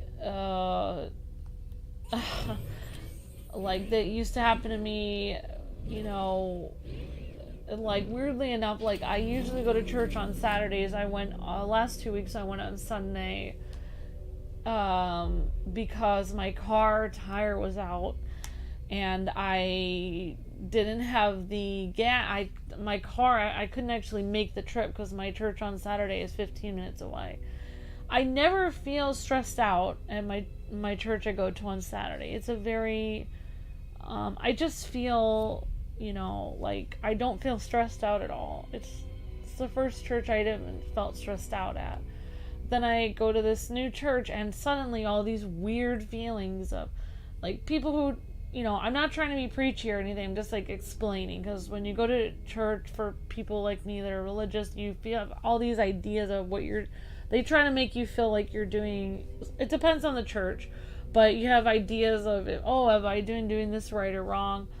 But I had all these horrible flashbacks come back from these horrible things that people had done to me in the past, randomly, when I was at this other church, and I was like, oh my gosh, like, this is so weird, like, why is this happening to me? And then I just felt like God told me, like, you know, like, that wasn't God doing that. He wasn't, like, berating me over the head. That was not God. That was not anything good doing that. So, you know, I just, I realized that, you know, that's not how God does things with people. He doesn't, like, make them feel depressed that they're doing everything wrong and push them so hard that they can't deal with it. You know, like it says, you know, love is patient, love is kind, so that's how God is, patient and kind with people. So that's not how, you know, when you have all those ideas of everything you do is wrong, that's not God saying that. Maybe there's a lot of bad things in life, like conversations that didn't go the right way, or people that were cruel or blamed you for something, or me or whatever. But that doesn't mean that it was your fault. Like, you know, it could be very well be not your fault at all. You may have done the best you could in that situation, and you just blame yourself because you're so conscientious. You think you could have done something better, but so could the other person. The other person could have done something better too. I'm just saying. Sorry, I didn't mean to get into this whole thing. Oh, I should have done the stupid white, I should have done the circle thing. Darn it, I'm an idiot. Right. But anyways, yeah, I don't want to get into it, because I'm doing this stupid Riddler thing, I don't want to make people feel uncomfortable, so I'll stop. But, basically, yeah, don't worry about it. When you think that, when you beat yourself over the head, and you think you're doing everything wrong, you're probably doing that because you care so much, but it can ultimately, you know, you don't want to become the super villain of your own life, you know? You know, like, don't become a supervillain, basically. You know, like, think about Batman in his world. Like, there's a lot of jerks that are just, that don't care about anybody. There's a lot of citizens that are just running around. They're not helping. They're just out for their number one. They're not helping to solve crime. Some of them are actually making life harder. Like that weird reporter guy and stuff. They're not really helping the situation.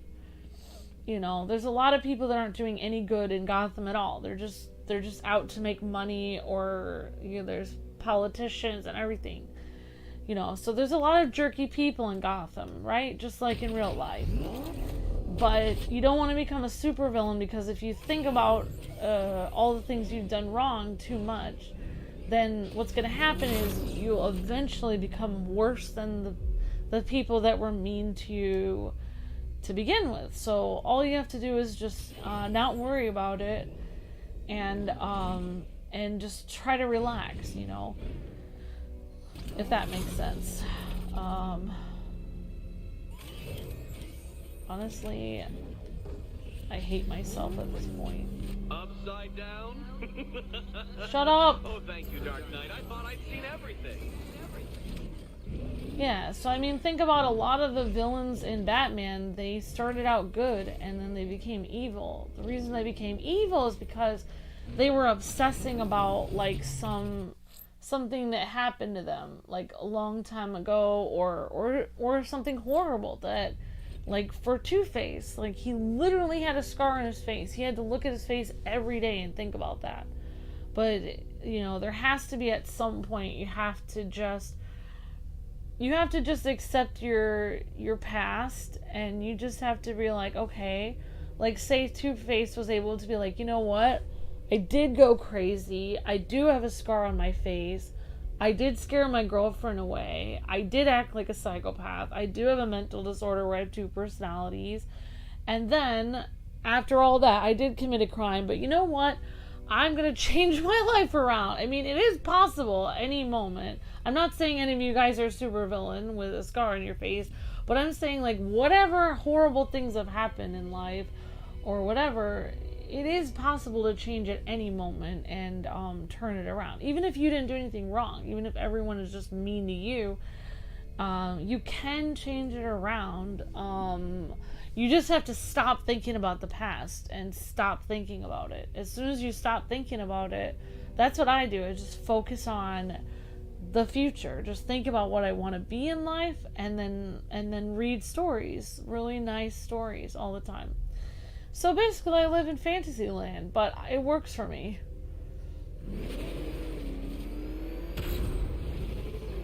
Alright, I almost did this. Your death was inevitable, I'm afraid. A statistical certainty. Yeah, I mean, at some point, you have to look at whatever has happened, and you have to be like, well, all this stuff is horrible, but I'm gonna try to do my best today anyway.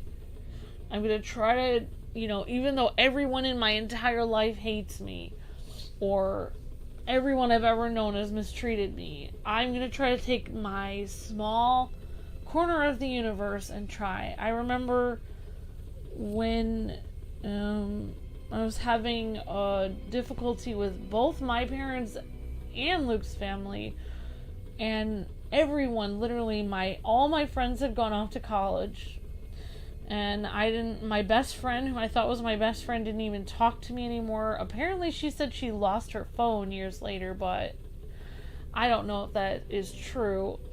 But basically, everyone I'd ever known basically was gone. And, you know, it was pretty bad.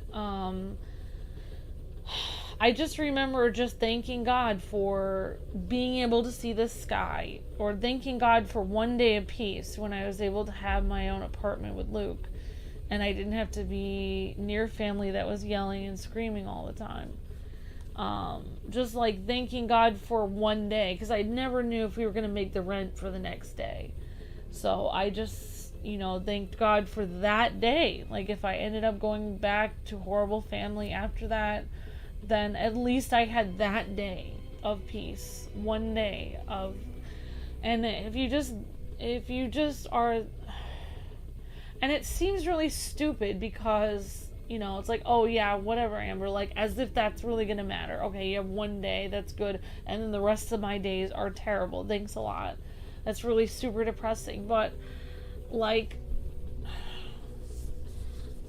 for some reason, just like, just not worrying about tomorrow, just not worrying about the past, and don't worry about the future. Just focus on whatever is good for today, even if everything in the day is terrible except for maybe one thing.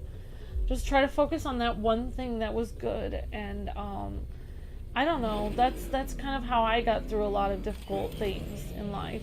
I don't know if it, you know, I don't really know what I'm saying. I'm just saying that did, you know, I do remember at that point, like, you know, just asking God for, that was actually before the Let's Play channel got started, this channel.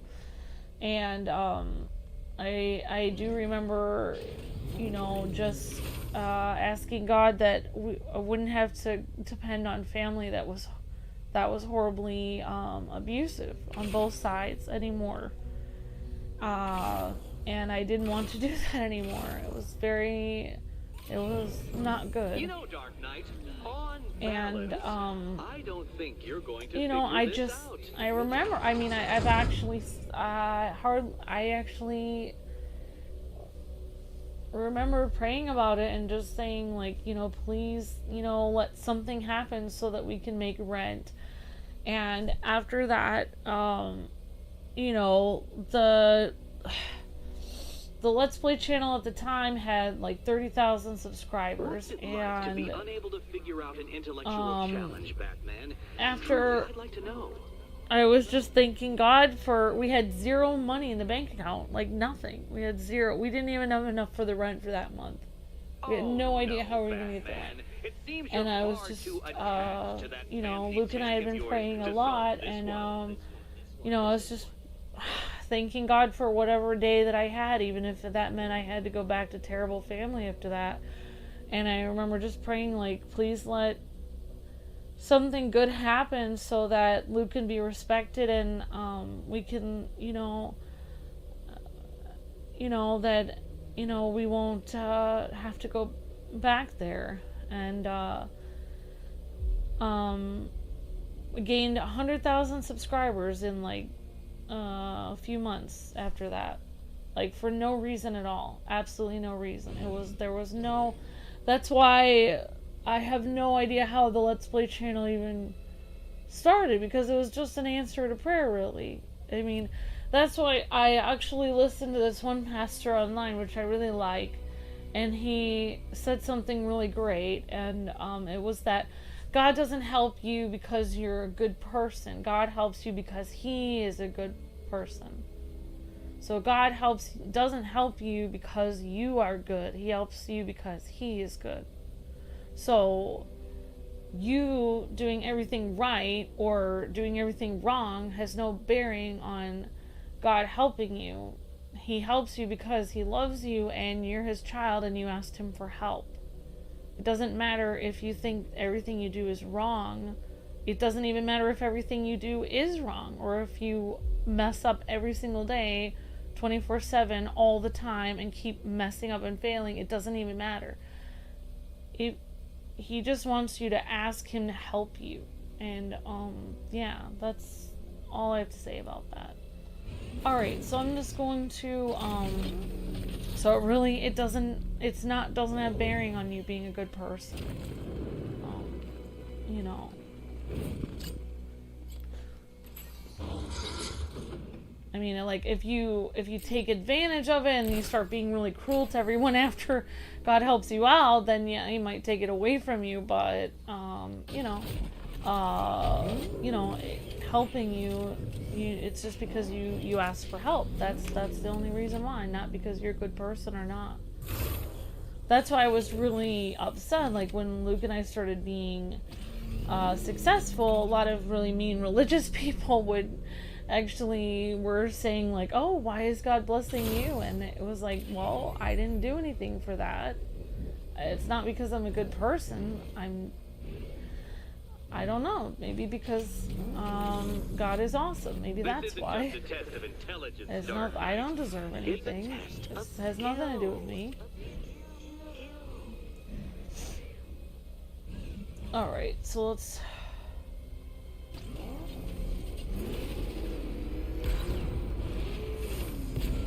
Alright, we did it. Well done, detective. Your true calling as a third-rate circus stuntman becomes clearer by the day.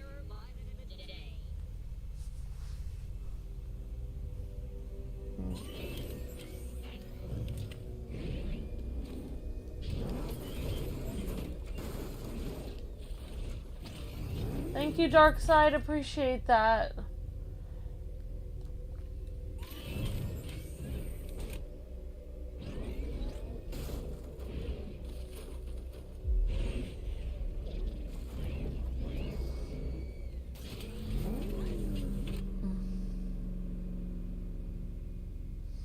Yep, definitely, Tim Muller. We are all God's children, and God really cares about people whether they believe in Him or not, which is the truth. Really, it really does. Okay. I don't really know what I'm supposed to do next.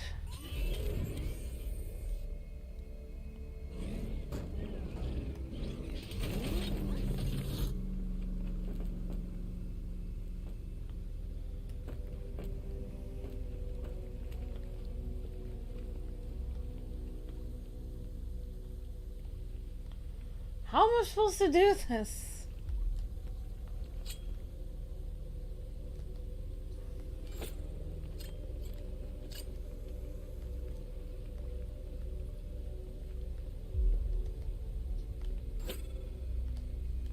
Oh my gosh.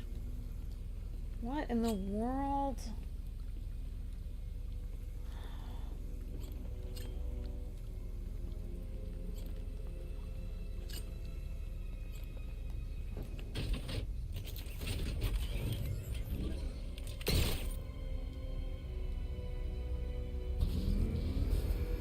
Well, this will be an interesting stream to watch back, but that's alright. I mean, I can't, you know, God gave me everything I have, so I'm not, you know, I'm not ashamed of that at all.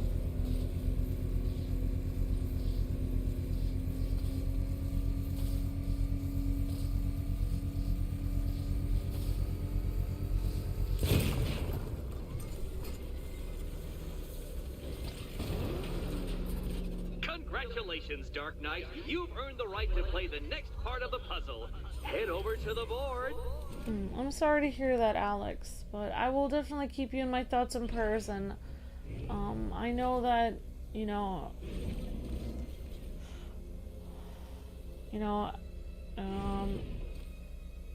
it's gonna be okay. Like, everything's for a reason. You wouldn't have, you know, like I was saying, like, if you didn't have if you didn't have a purpose for your life, you probably wouldn't be depressed or frustrated at all, because you just wouldn't even care.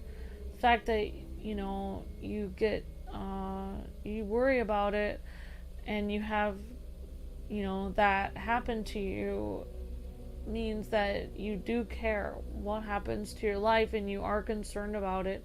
And that means that you probably have a very great purpose for your life, because that's what I've found, is like being anxious or being kind of stressed or being depressed about, like, oh, this isn't going right. I know life is supposed to be better than this.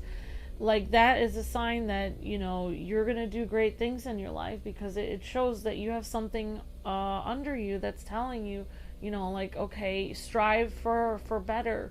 Or, you know, things can be better than this. So you, in reality, those negative thoughts are almost like a symbol that you're actually thinking, I believe things are going to get better. You know, like, so yeah, just take that energy and try to every time you feel upset or something, try to think of that as, like, you know, like, think of that like every time you feel upset, think of all the people that are just sitting around doing nothing that don't care what happens to their life, whereas you do. So think every time that happens to you where you feel stressed out, take that energy and go do something with it, because everybody else in the world is going to be doing nothing with that energy because they don't have any stressed out energy because they don't care. So take that energy where you care so much and it's negative, take it and go do something positive. Anything. Even if it's something stupid, even if it's not anything towards what you want to do in life. You know, anything. Like for me, it helped me to be reading. I am also on my Duolingo app. I started learning the language. I just start doing things that are, or if something you really want to do, like you really want to get into music, you could listen to music podcasts, you could listen to just anything, like learn, or you know, you could listen to anything you want, anything that you think will help, whatever people do that helps them. Go on a walk, garden, just like something, but I know you can't really walk very well, so but yeah, just like for me, anything positive that you can think of, and just like put a little time. For me, I put a timer on my phone. You know, when I'm stressed out, I put a timer on my phone. I listen to a book on tape for like 5 minutes, so, or 3 minutes, or 10, depending on what kind of mood I'm in. I put a little timer on my phone. I do something positive for that amount of time. You know, you could listen to, you know, a book, you could listen to a sermon, you could listen to classical music, you could listen to anything that will like uplift you. For me, I started watching a lot of cooking videos, learning how to cook different things. Learning, they say learning helps you to feel really good. Any kind of thing you can learn will really help a lot. And if you're really into like piano and stuff, or you really want to learn music, you can also you can listen to classical music, but you could also watch somebody online doing a tutorial. A lot of times when I'm really into something, like for me, I was so nervous learning to cook, I would actually watch a cooking video. I would watch like 7 different cooking videos from like 7 different people, and sometimes watch them twice before I would even attempt to cook that. Because, so like, even just watching somebody do something that you enjoy, like if you're thinking about playing a certain instrument, you could just watch somebody giving a tutorial, even if you're not practicing it. Just getting that in your mind and thinking about it, like, kind of gets you into the, you know, it kind of like gets your brain thinking, like, okay, it kind of pumps you up. Like, you watched a music tutorial every day for 10 days. By the 10th day, you would be right there about to grab an instrument and start going, because you're thinking about it so much. So just get yourself like thinking about things you like you love history. You could just watch history documentaries, or anything that makes you feel really happy. You know, or if you really want to take care of your family and stuff, you could always start writing a letter to your family. I don't know. It's just weird ideas I have that off the top of my head. But yeah, I understand it. It's very, it's difficult with the, it can be difficult. I mean, I can't even imagine, like, not being able to walk well and having a home healthcare worker in my house and everything would be very difficult for me. It would drive me up the wall. I would feel extremely, it would be very hard. So I completely empathize with you, even though I can't understand what you're going through. I am so sorry you have to go through all that all the time. Switch to Catwoman. Okay, so this looks like the letter D basically, and the dot is over here. So we're gonna switch to Catwoman. Okay. Oh joy. So let's try to find the letter D. This is the letter D, and I think this is the letter D. Okay, so this is the letter D. On the bottom, 1, 2, 3, 4. Okay. Riddle me this. What has a cape, a cowl, and can't be trusted not I think this is it. I think we're on the bottom of the letter D.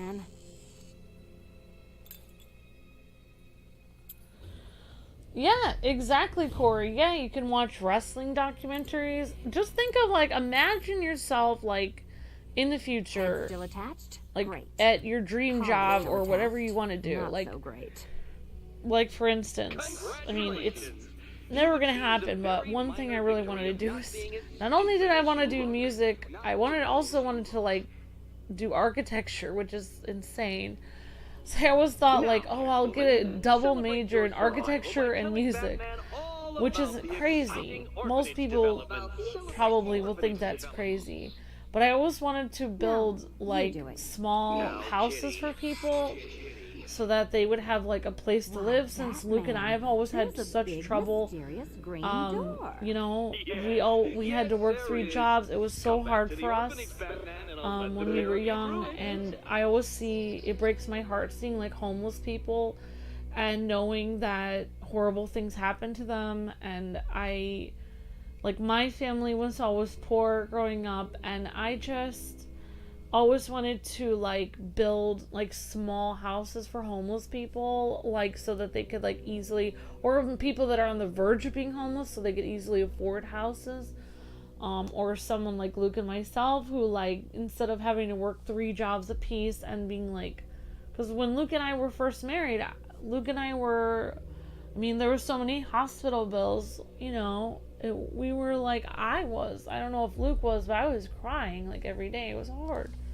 It was hard seeing Luke work so hard and being so sick all the time, and it was just a nightmare. It was horrible, and I just painful, and, like, it was either, you know, stay with family that is cruel, or, you know, go out on your own, and there's no real apartment. You can't really have a cat in a tiny rundown apartment that's a cheap apartment. And Luke really needed a cat for his health stuff, to help him not be stressed out and to help him calm down. So we couldn't actually have a cat till we actually earned enough for a bigger apartment. So, you know, I just wish I could help everybody have a home. You know, I wish I could do that. I really wish I could do that. It would be really nice. And I also really wanted to design, like, beautiful buildings and stuff. I love castles. But, you know, and also I always wanted to do, like, acting. That's one thing I always wanted to do. And I thought, well, if I'm going to do acting, that would be a great thing to do, is, like, they have books on that. They have, if you want to go to, like, if you want to, like, Luke always talks about doing voice acting.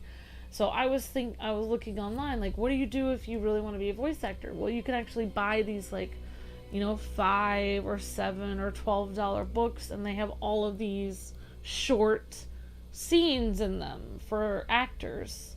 And you can sit there and you can practice them in the mirror, and you can, you know, memorize them and you know, record them on a video and submit them to somebody. So that's one thing I'm trying to kind of go towards, is try to get some more acting books.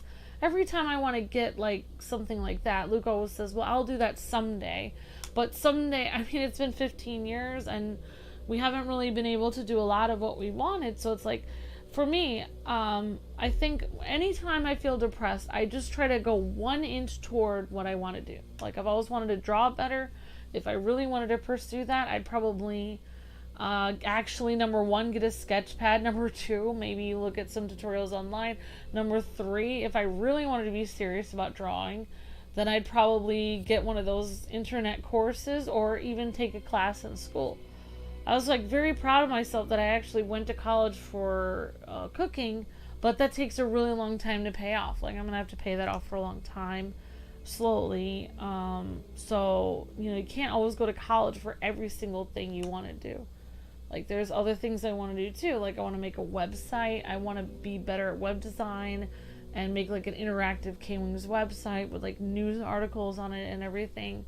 There's a lot of plans I have, and I, you know, that, and so, yeah, that's why, like, so I think, like, people that are have all these plans and ideas, it's easy to get depressed or frustrated because you have all these ideas, but life is so hard. It's hard to do all those things in life. But for me, I think as long as I work towards it a little bit, every day, and just like keep my dreams open, you know. Never, you don't want to like be so frustrated that when you lose the solo, or when you lose the job, your dream job, and it goes to somebody else, that you absolutely don't know what to do with your life at that point. You want to be able to be ready in case things don't go right, but you also don't want to ever lose hope that you can't do those things. You can always have hope that it's possible, you know. Not everyone gets to do everything they want in life. Some people's life is cut short, and you know, some people have things happen to them, you know, like not that it's a real person, but like Cyborg with his football career, the DC character, he wanted to be a football star. He obviously didn't happen, but he ended up being part of the Teen Titans. I know he's not a real person, but I'm saying, like, Luke wanted to be a voice actor. I really wanted to be a singer, and neither of us ever ended up wanting to do YouTube, but we ended up doing it. So on your way to fulfilling your dreams, just keep pursuing them. Maybe something even better than what you expected will end up happening. So yeah, just keep your dreams open, you know, keep thinking about it, of what you would like to do, you know, and don't let it get you down because life is difficult, because life is always going to be, that's what life is. It's always going to be hard, but you know, God is with you, and you know, you're not here by accident. You're here for a reason, and there's a reason that you're here. I don't know what I'm saying, but alright, so I guess I'm going to the next area now. I think Catwoman got her thing. I think this is the next area. So we already went there. I guess this is the next area. No? It's not the next area. So maybe we go to...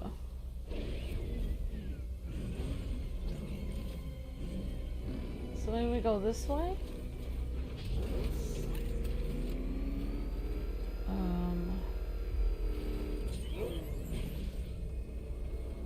Alright, so we go in this elevator. Well done, Dark Knight. You should, I hope, be beginning to comprehend the breadth of the tasks ahead of you, the sheer scale of the gauntlet I have thrown down. Or perhaps not. Perhaps you're feeling cocky. Perhaps these early victories have filled you with false hope. Well then, ride that wave of smug satisfaction all the way back to the orphanage. I'm waiting. Orphanage.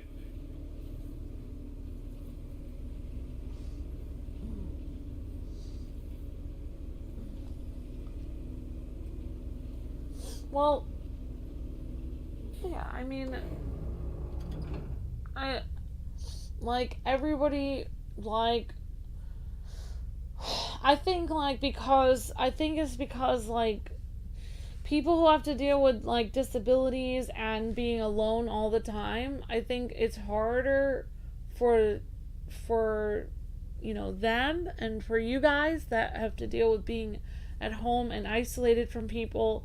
Harder for you guys to deal with life than a lot of other people, because a lot of people that can just go outside whenever and do whatever you want, you're able to interact. Most people can interact with people a lot easier, and also be, you know, more you know, it feels like people who don't have a lot of health conditions seem to be more accepted by people to just hang out and whatever. I know, like, Luke doesn't have, like, a wheelchair or anything, but I feel like, you know, whenever I try to list all Luke's health problems to family and stuff, okay, he can't do this and this, and it's hard for him to do this. And it's, like, harder for us to find people to hang out with. And it's harder for him to get out because of all of his health problems make it difficult. And because of that, I noticed my life changing, because I don't have as many people to reassure me, like, oh yeah, everyone feels this way. So I think you feel the same as, like, everyone does, Alex, but because it's so hard, because you know, because you have to deal with always being like isolated from society and being at home all the time. I think it's hard because you don't have the reassurance and people, you know, being able to go out a lot and have people constantly, you know, it's good to have a constant reminder from other people that don't worry, everyone feels this way, because everyone does. Everyone feels the same way you do, where, you know, they feel like they haven't amounted to what they want in life, and, you know, and life is stressful and it's hard. And like that's one thing I realized about like my life being difficult, like when I had like family like disown me and stuff.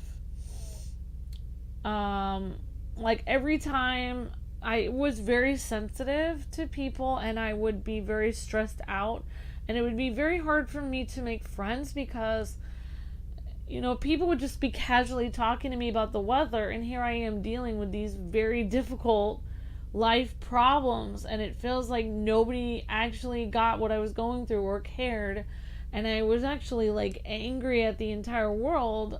And anyone who even tried to be my friend, I didn't even want to be their friend back, because it was like, you don't even care about me. You don't even care what I'm going through, because I'm going through all this horrible stuff and nobody cares. That's really what it feels like. And I think the truth of the matter is that, like, nobody, I think the answer to that question is that nobody, it seems sad, but like nobody, like people can try to care like as much as they can, like online, like this chat is very caring, but in reality people, the world, and most people you meet and stuff, they can try to care to be nice, or they can try to do what the best they can, but after a while, like, even though really people should be reaching out to people that are having a difficult time, or people with disabilities, or people that, you know, have struggling, you know, and stuff like that, people don't reach out more to people that are struggling. They don't. They give everyone the same amount of attention. And if you need more attention, if you need more love because you don't have any, if you need more kindness because you're going through a horrible time, nobody does give you more kindness. You just get as much kindness as everybody else. And you may need more, but nobody gives it to you. And so it's like, well, how am I supposed to live when nobody's kind to me and nobody cares, and I'm going through horrible things?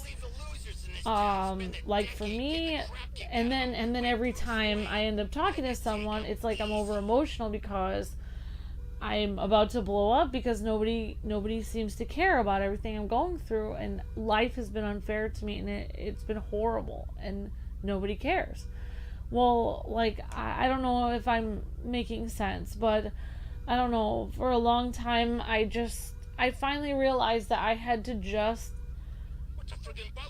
I don't know, I mean, it seems horrible, but I just had to, like, cry alone in my room for like months on end, and then if somebody talked to me, finally, I had to pretend like I was fine, because I realized after a long time that nobody does care. And it really sucks. It really does, because and that's, I don't know, I mean, I don't want to be like a jerk or anything, but that's kind of what I finally realized after a long time. I finally realized nobody actually does care. You know, and I don't know, but I mean, people, they would care if they had time, but they just don't. Nobody has time, or everyone only has so much allotment of, and they also have their own personal boundaries, you know, they don't want to go too far into caring about other people, because, you know, they don't want to get into the habit of overextending themselves, because people could take advantage of them. And other people, I mean, not just people with disabilities and not people with difficult family and stuff, but other normal people have hard lives as well. You know, their job is bad to them, they've had difficult, you know, everyone has difficulties, everyone has difficult family, everyone has, you know, when you go through a very, very, very, very, very, very, very difficult time, you tend to get angry at people, because it's like you just assume nobody cares, but in reality, a lot of people are just literally trying to do the best they can to get by. And if they actually sit there and listen to the difficulties that you have, then they'll probably get so depressed they'll fall into depression too. That's honestly what I think. Like, most people can't, you just can't most people cannot handle, because most people are on the edge as well, because life is extremely hard. Life is very hard. I mean, you know, people work 9 to 5 and more, and then they only have one day, and people's families are constantly disappointed with them, and no matter what they do, it's never good enough, and everyone has all these horrible, unrealistic expectations, and, you know, you have all these weird, you know, things from social media and politics and the constant violence on the news, and constantly, like, you know, you have to change your tire and you have to pay the bills, and if you don't pay every single bill, then you're out on the street, and then if you're out on the street, you have to explain that to your family. I mean, everyone has a very hard, I think, you know, like, either people are working very, very hard to make sure their life is normal, or, you know, it's everyone's life is very hard. I think life is hard for everyone. So it's not just you that feels like that, but, you know, people are basically, it's like this, Alex. It's like everyone else is treading water, and it appears to you like, and it appears to everyone like, oh, everyone's just standing and not treading water, and they're just standing there and they're completely fine. But in reality, everyone is swimming in this pool and they're treading water, and their head is above the water because they're working extremely hard and they're trying their best. And then you're like way under the water, struggling, and you're like, why isn't anyone helping me? I'm drowning here. And everyone else is just barely hanging on. So that's kind of what I feel like. I don't know if that makes any sense. I think I may have messed everything up. That's how I feel. That's how I felt a long time ago when I was dealing with a lot of stuff. And I finally had to realize, like, nobody, you know, like, I think when I finally realized, oh my gosh, nobody does care, I think that's when my life started to get better, because then I stopped expecting people to care anymore. I just assumed nobody would care. I guess that's when I became supervillain me. And I just changed, and I just assumed, I just realized nobody does care. And then I'm just like surprised, and then I'm just surprised when someone does care. I'm just pleasantly surprised. But yeah, I mean, I think, you know, life is difficult for everyone. So it really is. You think it's not. I mean, like, when I was younger, I used to think, oh my gosh, the popular people in my school, they have it so easy. And then I started, like, you know, trying to do better at talking to people and trying to be more, like, trying to, like, learn to converse with people better and be more, like, you know, open with people and talk to them more and try to better at making friends and stuff. And I realized how hard it was. And I realized, oh, I'm doing a lot better at making friends, but it's really hard. I realized a lot of the things that I perceive people as having all together, they've had to work very hard for that, you know. People have to work very hard at being good at making friends. They have to work very hard at running a business. They've had to work very hard at a lot of things. A lot of things, like, we perceive, like, people are fine, like, just, they have naturally, a lot of them have to work hard at. Not everyone, though. Some people, I think, have easy lives.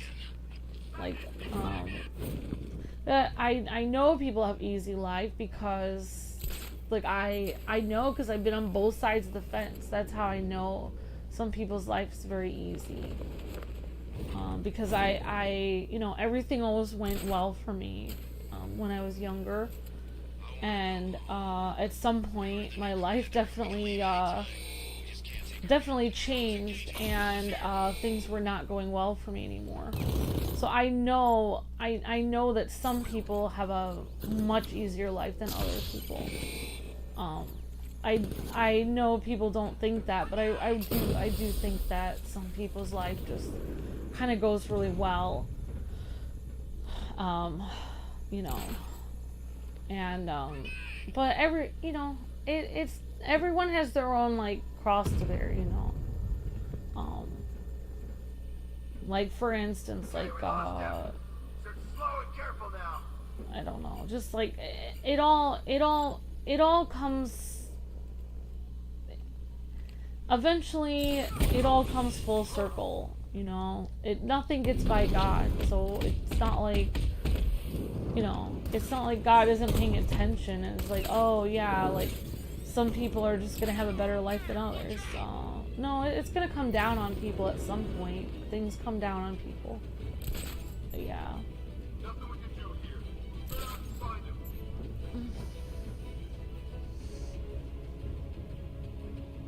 Okay, have a good night, Julia. Thank you. My dad had to take care of both my mom and I, who were both disabled. He worked at night. Yeah. I mean, okay, have a good night, Julia. Thank you.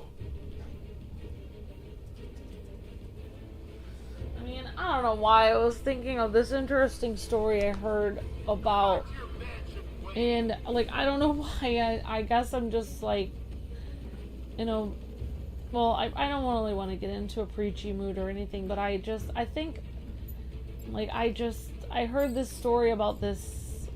No, maybe I shouldn't talk about it, but I don't know, I was just thinking about it. This church lady who just cleaned the church every day. She wasn't like a, you know, important member of the church or anything. She just went in there and she was always cleaning the kitchen, and she was always cleaning up after everyone. And then there was like this really, you know, like well-to-do like church deacon or whatever, and everyone knew him and people thought of him as the most wonderful person ever, and you know, like he was the best person in the world. And and this person from I don't know, I think it was a person from Korea, said that they had either this dream or something about it. I'll have to look at the video again, but basically this person believed they went to heaven and they saw that this church deacon that always like having people say hello to him and showing what a great person he was and always getting all the credit for being a great person and everything. He was sitting there and the guy asked him like, well, what's going on with your house in heaven? And he was like, oh yeah, they're still working on it. And he was just sitting by this pile of bricks and it wasn't built. And the lady who actually worked hard and was cleaning every day and not asking for any credit for it, her house was all built and it was like really nice and everything. But I just think that, you know, like as they say, you know, the first shall be last and the last shall be first. So what people think is important in this life is probably not what's actually the important things in life, you know. People perceive one thing as important, but really it's the opposite, you know. Like the world we live in is an opposite world. We live in a world in which things are opposite, you know. Like the people who work hard and care about people and treat people with respect and actually contribute to society, they get no credit at all. And then people who actually, you know, really aren't doing much at all for people, they get all the credit, you know. So we live in a world that's very opposite. So, you know, like they say in the Tick, if you are going insane in this world, you're not going insane, you're going sane in a crazy world. If the world around you is making you feel crazy or depressed, it's probably because you don't fit into the world, and that's actually a good thing, because this world is crazy. So if you're not fitting in very well, that's a good thing. It means you're not of this world, you know. So that's actually a really good thing. I mean, you know, don't become the Joker or anything, and you know, but you know. It's all on us now. No excuses. But yeah. We find them ourselves. You make it sound easy. He's toying with us. He wants me to panic. Keep it together.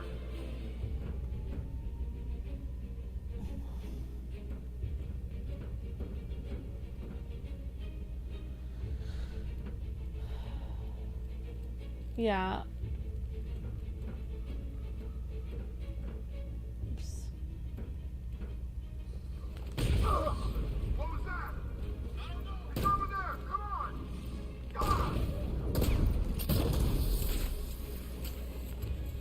But yeah, I mean, like, one thing I would say, like, if I were, When to watch and when to attack. But so do you. if, I mean, I don't really want to, like, you know, like, give too much advice, because I'm always telling people I'm not giving people advice, but, you know, one thing I would say, like, if it were me that felt like, oh, yeah, I really want to do this, and I really want to do this, I really want to be, you know, do something great, or I really want to be a hero and stuff like that. You know, like maybe, you know, I would just tell, I mean, Batman? for me, I would just, fight.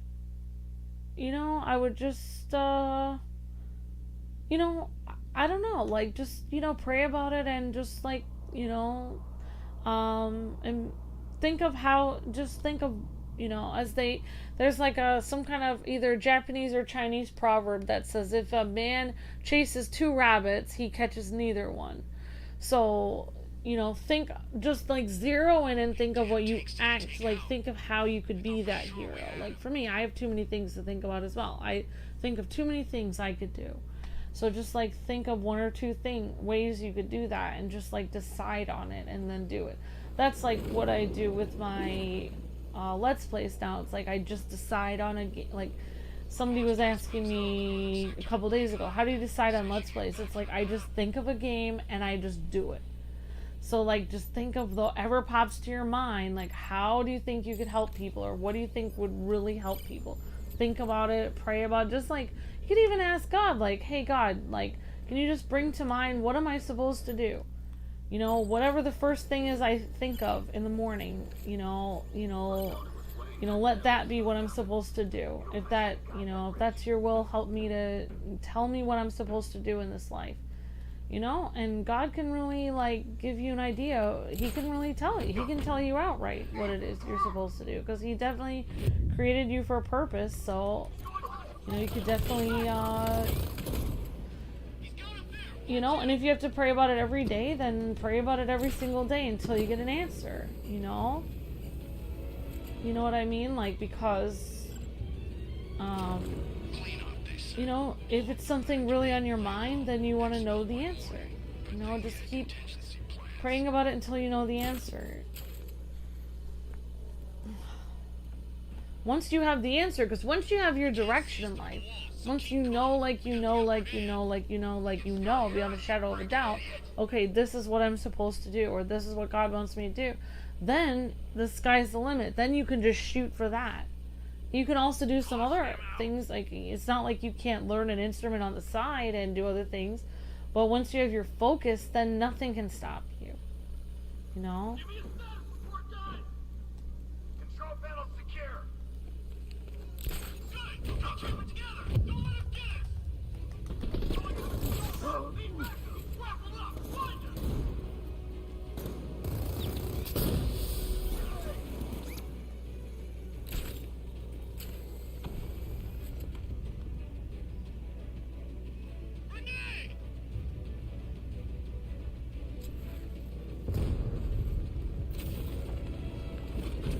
I'm gonna try to go dark.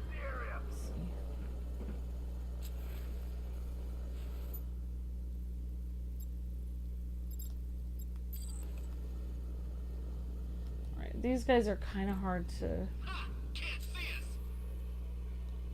Sorry guys, I will try to get these people. I'm sorry I got distracted. You're patient, Batman. It's what's kept you alive so long. But these men will find you.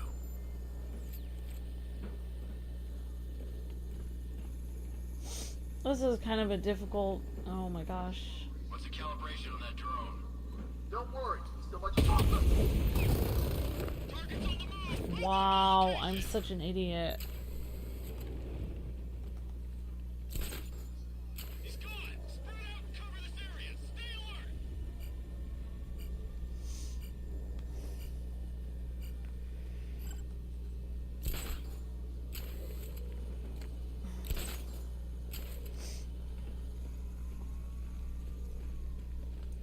like, I'll tell you something stupid I've decided that I'm gonna do to try to make my life better is, I mean, I don't know why I'm, like, opening up with Amber Time, but, you know, I've had a lot of family that's pretty mean, and they say I don't care about them, even though literally I can't really travel because Luke has health issues. So it's been very difficult on me having people lie about me when I'm a very kind person. And it's very cruel, especially because I'm taking care of Luke and making sure his health is okay and everything, and they don't seem to care at all about me. And, you know, all people do is seem to be jealous, like jerks, and lie about me.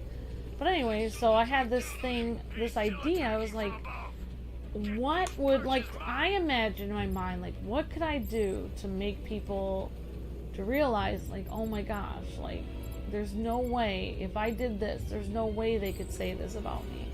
And I'm kind of like being a people pleaser, but also I'm just trying to, like, I'm also just trying to make the peace, because I want to be able to visit Luke's grandma and everything with peace and everything, you know. I just want things to be normal. I just want to be accepted, and I want my kids to be accepted and have grandparents and stuff, you know. So I had this thought come to me. Every time I pray about it or think about it, I keep having this thought come to me. You know, imagine these, like, if I learned how to make cranberry orange muffins. I mean, every time I have a cranberry orange muffin, so good. And I always think, wow, wouldn't this be cool if I could send somebody this in the mail? And so I looked on Amazon, and you can get these packages in the mail that have these little cooling packets. And I thought, my gosh, and I don't even know how to make muffins from scratch. So I got some muffin mix. I'm going to be practicing. I got some $5 tins of muffins like last month. Still waiting to wash them because I have so little time. But that's my plan, is like to learn how to make these cranberry muffins and send them to family. And then, you know, like, and then when they say you don't care about me, you know, I can say, I sent you some cranberry muffins. But it's my master plan to try to learn how to make the cranberry muffins first. Because I don't know how to make them yet, you know. So I have weird master plans like that. My master plans of kindness, basically, that I do. When people are mean to me, I play the long game. I play the long game of kindness. I think for months about how I can do something nice for them, and then they'll be completely thrown off guard. I mean, it is a sweet thing of not that I'm trying to like make them feel bad, but I mean, you can't really say that someone is a jerk if they've literally learned how to make cranberry muffins and gotten a special package and sent it to you in the mail. Because I was thinking, like, because I used to send, like, you know, like, I actually, when my family and Luke's family were having health problems, I sent, like, vitamins in the mail. And even though they, you know, always said kind of mean stuff about me, I really think the nicer you are to people, the worse that people treat you. I really do think that. And that's why I think so many nice people really get depressed, because you try so hard to be kind. The kinder you are, the more that people mistreat you. Because they think that they could take advantage of you. And they also think that, you know, like, they think you're trying to outdo them and trying to show you're a better person. That they have all these weird ideas when really all you're doing is trying to make them stop being a complete jerk to you. Try to be kind. So many times when you're kind, you're just being your natural self.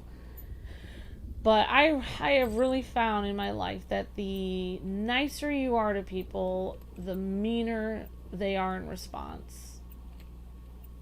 And so, like, for me, what I do is I just try not to interact.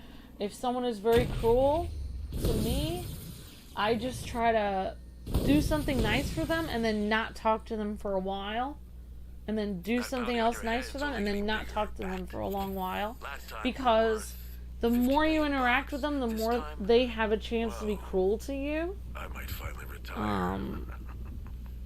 You know, and, you know, they can't really, if you do something nice and then don't talk to them for a while, they can't really say you don't like them, because you're always, you know, And for me, like, a lot of my relatives that are really cruel to me, I just try to do nice things from the mail, you know. So I bought like 100 birthday cards for $7. So I have birthday cards like for the next 5 years in a box. You can go on Amazon and find birthday cards in like bulk, like 100 of them for like $7 or $10 for like 100 birthday cards.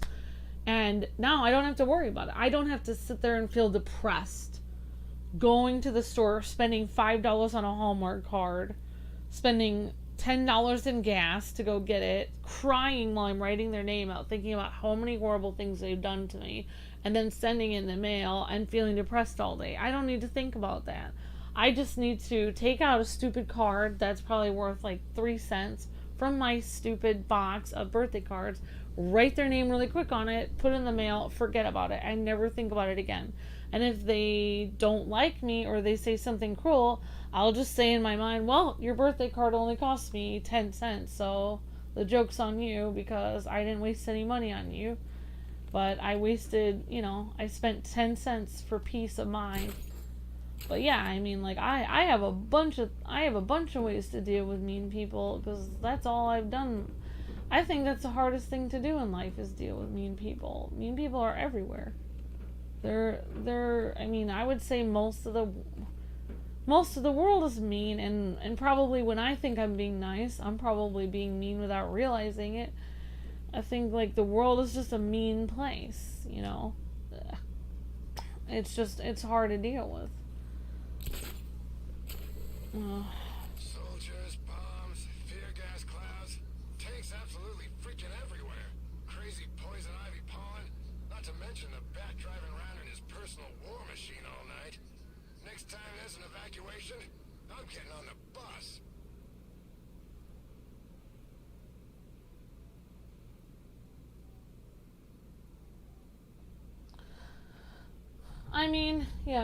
You have to deal with it your own way. I mean, like, I'm dealing with it my way. I mean, like... Detective, your kitty friend is eager to discover what's behind the door I've unlocked in the orphanage. She's prowling about, scratching at the woodwork, mewling most irritatingly. But I'm not letting her in until you get there. Hi, Caleb. I'm good. I hope you're doing well today, too. I didn't even realize the time went by. I'm so sorry. I've been, like, talking a storm up. So, I guess we'll try to do the next Riddler thing. I don't know. We did that weird mission. Should we try to do the next Riddler mission? Selena's still trapped in the orphanage. Nigma's got something in store for us both when I get there. Okay, so we can try to go to the Riddler mission. Well, the thing is, like, you don't have to... It's okay.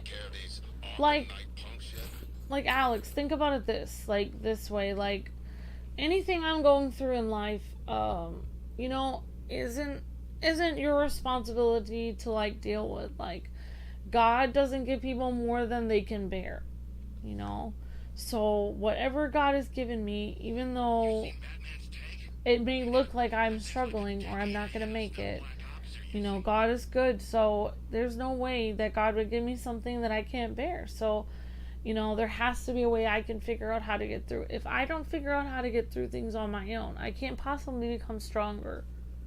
God will continually put you through trials that you cannot possibly do. Like this game. This game is like life. This Arkham game. Because most of the things in this Arkham game, I wouldn't be able to do when I first started playing it. But as I've been playing it for a while now, I'm learning to get better at certain things. And, some of the things that would make me cry in this game at the beginning isn't making me cry anymore because I'm able to better handle it. And a few times when I've had to deal with very difficult relatives and stuff, there's been a few times when...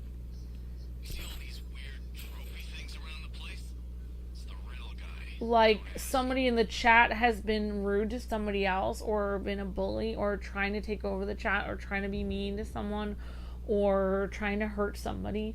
And I've tried to stand up for them, and I've been a lot better at standing up for them now, because I've had to deal with people that are a lot meaner than people in the chat. I've had to deal with people in real life that are much crueler than anyone I've had to deal with in the chat. Things that I've had to deal with in the chat are nothing compared to stuff I've had to deal with in real life.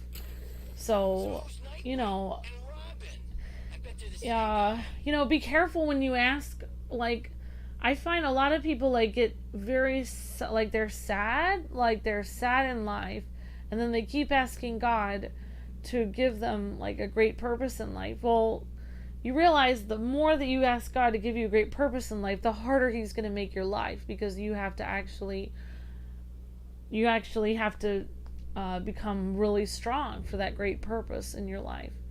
So the more you keep telling God, like, I really want to do something great in my life, the more you're going to have a really hard life, because you have to get ready for that great purpose. So, you know, that's one thing that I think I started doing later in life, is just telling God, like, please just give me whatever I can handle today and help me get through today. Because, you know, I used to be the same way and be like, please let me have this great purpose in my life. But everyone already has a great purpose. God has already made everyone for a great purpose. And yeah, I think if you keep praying that you're going to have a great purpose in your life, yeah, you're going to do, you know, if you keep praying that, you're definitely going to do really great things in life. He'll definitely answer your prayer, but it's going to be hard, you know. The more great things you're going to do in life, the harder your life's going to be. So, you know, just, you know, you don't want to become like a supervillain on the way towards trying to be like Harvey Dent. He was going to be a great person and put all these people away. And he had all these lofty ideas, but his stress became so much that he ended up losing it. So just, you know, pace yourself. Don't, you know, I know you can do great things. If you want to be a lawyer and do wonderful things and stand up for people, I know you can do that, Alex. You can do anything that you put your mind to. You can do anything that's in your heart, you know. If you dream it in your heart, you can do it. But, you know, be careful, because, you know, the more great things that you want to do, the more difficult life will be. So, you know, just keep that in mind. It's like, I just, you know, I've lost a lot of my, I've lost a lot of my ambition and my joy for life, because and hope, because I've had a lot of bad things happen to me. So don't take my advice. But I don't really ask to do anything great as much anymore, because I've already had so many horrible things happen to me. Maybe that was the idea, you know, of the, you know, the enemy is to get me down, so I don't ask to do anything great in life anymore. But, you know, I don't really ask for that much anymore, because, you know, I can only handle what I can handle. I'm just trying to make it through the day at this point. So, you know, I'm just saying, like, if I could tell my younger self, because you seem a lot like, I mean, no two people are the same, but I used to ask for that kind of stuff a lot when I was younger as well. And, you know, and I actually know another girl who was similar to that, a subscriber on here. There was a subscriber who used to watch our channel a lot. 20-year-old girl, and she would always ask God to have amazing things in her life. She would want to be for like this amazing purpose. She would be telling me that, and all kinds of stuff happened to her and her family and her mom, and like I always wondered, like, you know, was all that stuff happening because, you know, it was trying to make her stronger for whatever purpose she was supposed to do. But, you know, can't believe the losers in this town spend a decade getting the crap kicked out of them. So, I don't know, you know, just be careful, you know, that's all I have to say, because you know, you can only do what you can do. We're only human, you know, not all of us are perfect, you know, we just can do the best we can do. And if you try your best to do something great and you you fail at it and you don't make it, at least you tried. And if you shoot for doing something, whatever is in your mind that you want to do, like save all these people, or be the really great lawyer and fight for justice, or everything that's in your mind, if you end up doing something a little less than that at some point, but you still do good things and help people, like you're helping people right now. You help people. You're actually doing something great right now. You're helping people, like you're helping me. I relate to you right now. You're helping me understand things, and you help a lot of people cope. There's other people that have the same things they go through that you do, and you give people a lot of hope. Like when you say, like, oh, this channel means a lot, or this community helps me, that makes everyone here feel like they mean something. So everything you already are doing is great, actually, without even realizing it. You are already doing many great things as right now that you may not even realize, if that makes sense. I don't know. It's just, it is true though. You may not see it, but you are already doing great things. Okay, let me just see where we're supposed to be. Somebody said I used to watch this channel. So I found this little question mark statue, right? Cool, I thought. I watched this channel in your Batman Arkham videos and Spider-Man videos. Okay, thank you, Lil. Really appreciate that. I talk about whatever I want on my streams. Please don't tell me what to say on my own stream. Thank you. We should have left after the GCPD attack. Unless you're like, unless you literally hired me to make this stream specifically for you, then you have no business telling me what to do on my stream. I'm talking to a specific person, not everyone in the chat. I saw a body chained to a wall earlier. This town's better off covering gas.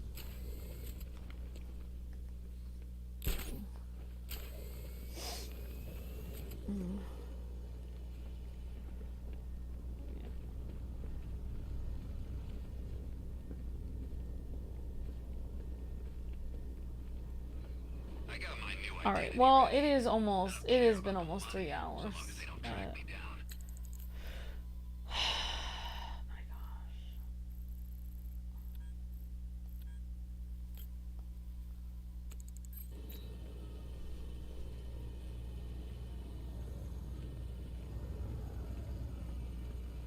Oh my gosh. This sure beats working for the rebels in Santa Prisca. They're always hiring guns out there, but you don't want to end up in that prison. Oh, great.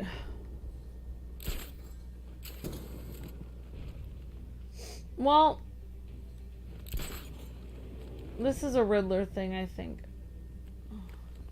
Gun runners, plant people, riddle-obsessed crazies, flying... Time to race me, Batman. Well, not me, but the hypothetical time in which I would naturally complete the course. Oh, great.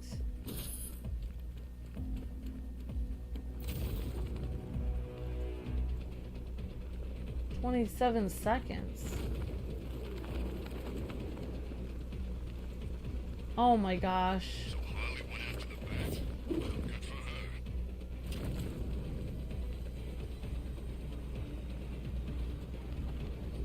It's the freaking bat! Yeah, I guess I don't. I guess that's.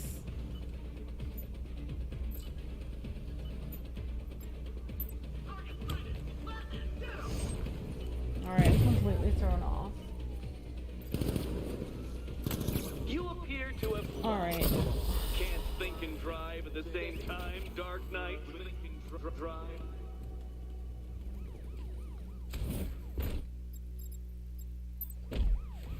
Feel that?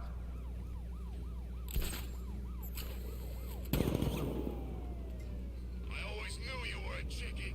I don't care where Yeah, but I mean, I can't always, I mean, it's kind of late at night, so, I mean, it kind of got off topic, but, I mean, I can't always talk about, you know, that kind of stuff all the time, because, you know, but you know, I don't mind talking about it, like, once in a while, if it's late or something, definitely. I appreciate the questions, and, like, I don't know, I just, you know, I'm just talking about it, because actually, it's important, because, you know, it's just, like, things like that, I mean, if, the, you know, I mean, like, what's more important than figuring out, you know, what you're supposed to do in life and what it's all about? There's nothing more important than that, in reality. And all of course, just, like, relating to, you know, oh my gosh, so I don't really know. So who's controlling the militia now that the night's gone? This is so that was the race I was supposed to do.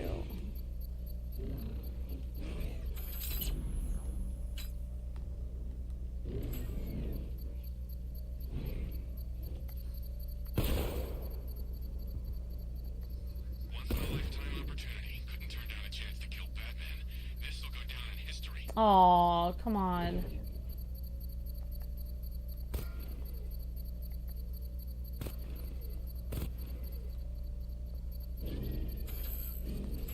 He's probably out there watching us right now. Bring it on, I say.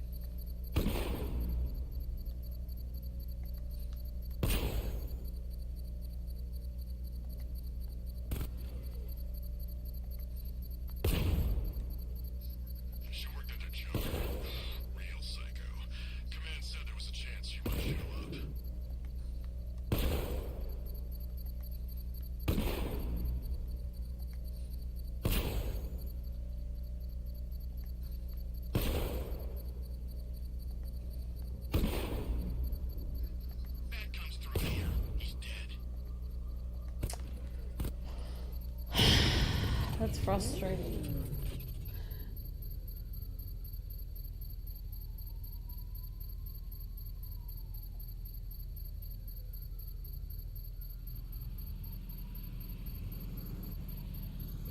Oh, thank you, Captain Zach. It's very sweet.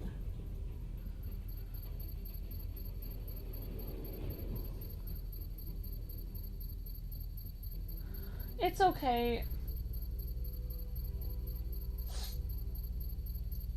It's fine. Come back to the orphanage, Batman. Both Catwoman and myself. I don't know, guys. I don't know if I can do this. Also, it's been 3 hours, so I guess I should turn in for the day.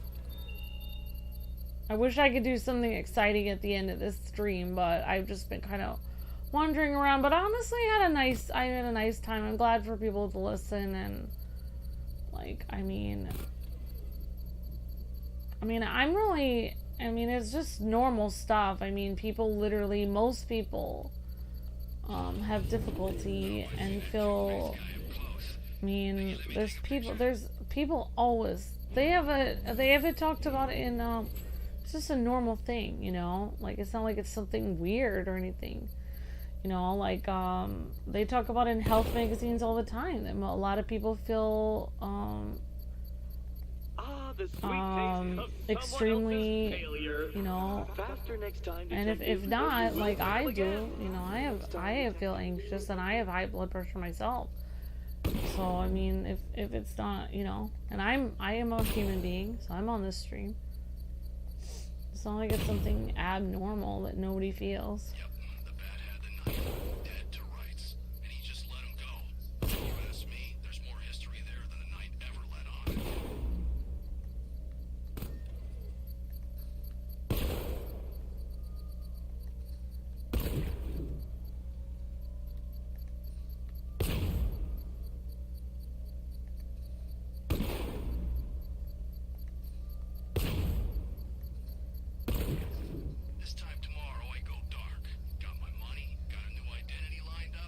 I honestly have no idea what I'm supposed to do here. Whatever. Well, thanks, Thanks, Jacob O'Ryan. I appreciate that. Well, I kind of got off topic, but in a good way, you know. Like, I hope, you know, my ramblings were kind of somewhat interesting. I mean, hopefully it wasn't too crazy, since that's what is in my head all the time. Hopefully I won't become the Joker at some point. You know. Alright, so let me get to a tall building and then I'll say goodbye to everyone. I think it kind of auto saves a little bit, so. But we did a few things. We did a Riddler mission. We'll probably do another Riddler mission at some point. We could probably do that mission, but it's literally been 3 hours, so.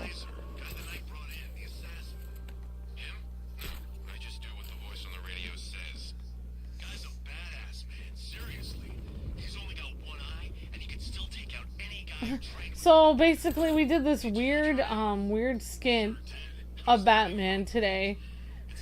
We have a weird skin of Batman. He's like, why are you calling me weird? Alright guys, well thanks for listening to this like 3-hour stream. Alex, thank you for the super chat earlier today. I really appreciate your generosity, and I really appreciate you, you know, standing up for me when I was in a difficult spot. Thanks everyone for hanging out. Chad and Isaac and Caleb, Captain Zach and Jacob O'Ryan and everyone. Thank you guys for hanging out. It was just kind of a random stream. Probably we'll do more missions next time, but hope you guys had fun, and yep, we'll see you guys tomorrow with more streams and videos on the way. Alright guys and gals, thanks so much for watching, and we'll see you guys tomorrow. God bless, happy gaming. See ya!